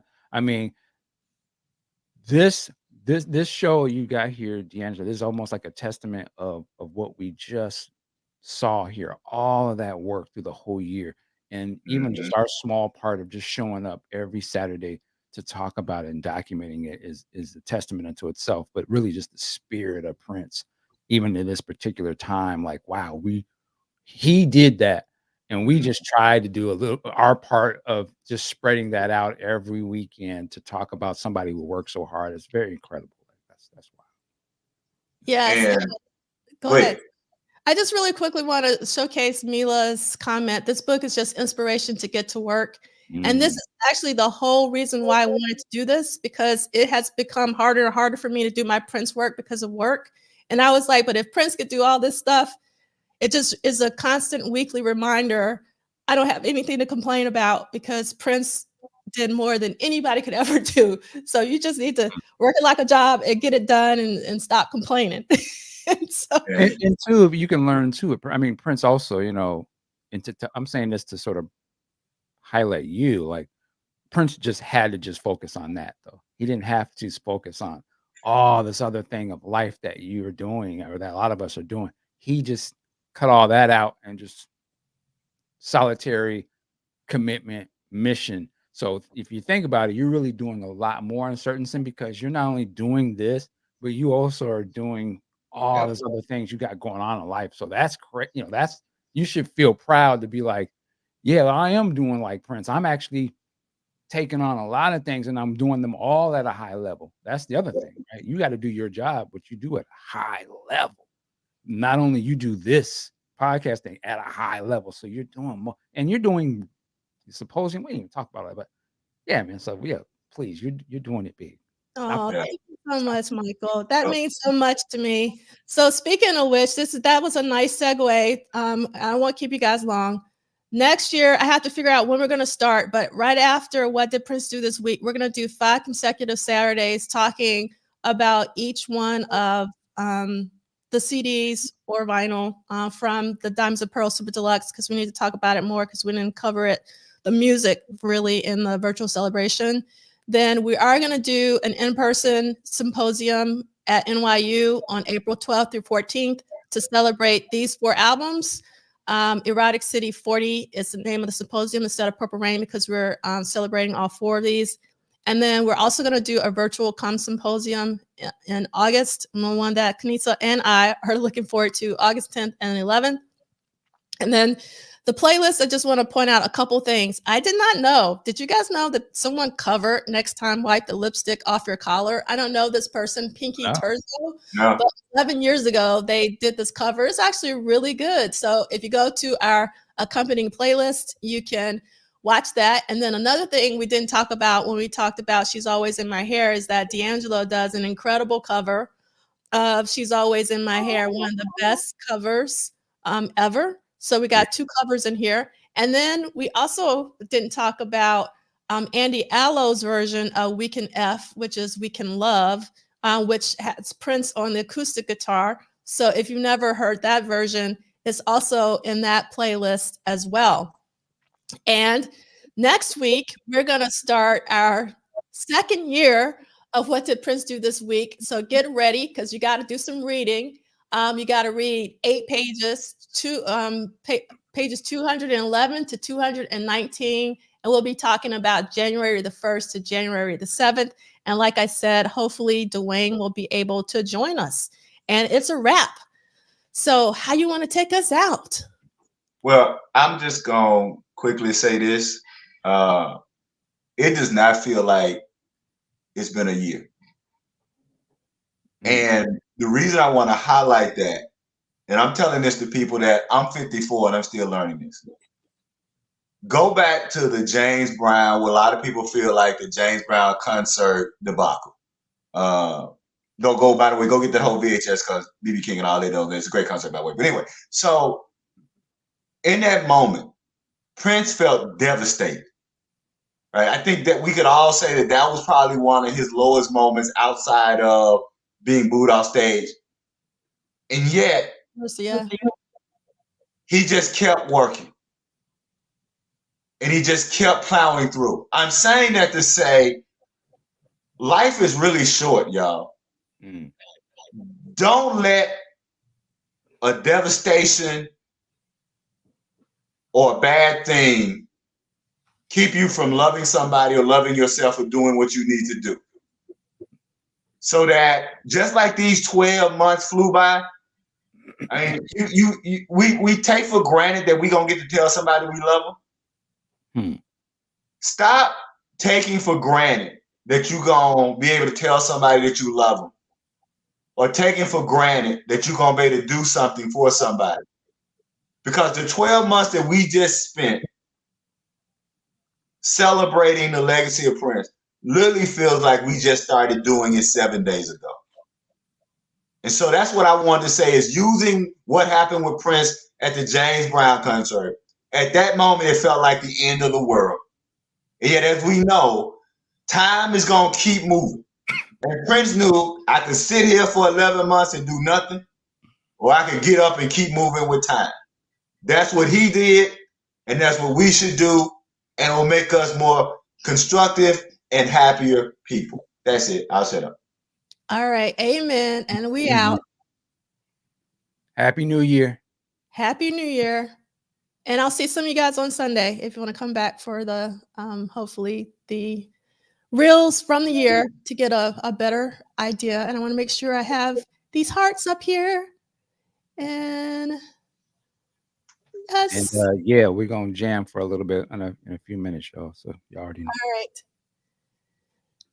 After party over at Michael's at M. Dean. This is a business, and you ain't too far gone to see that yet. Happy New Year, everyone.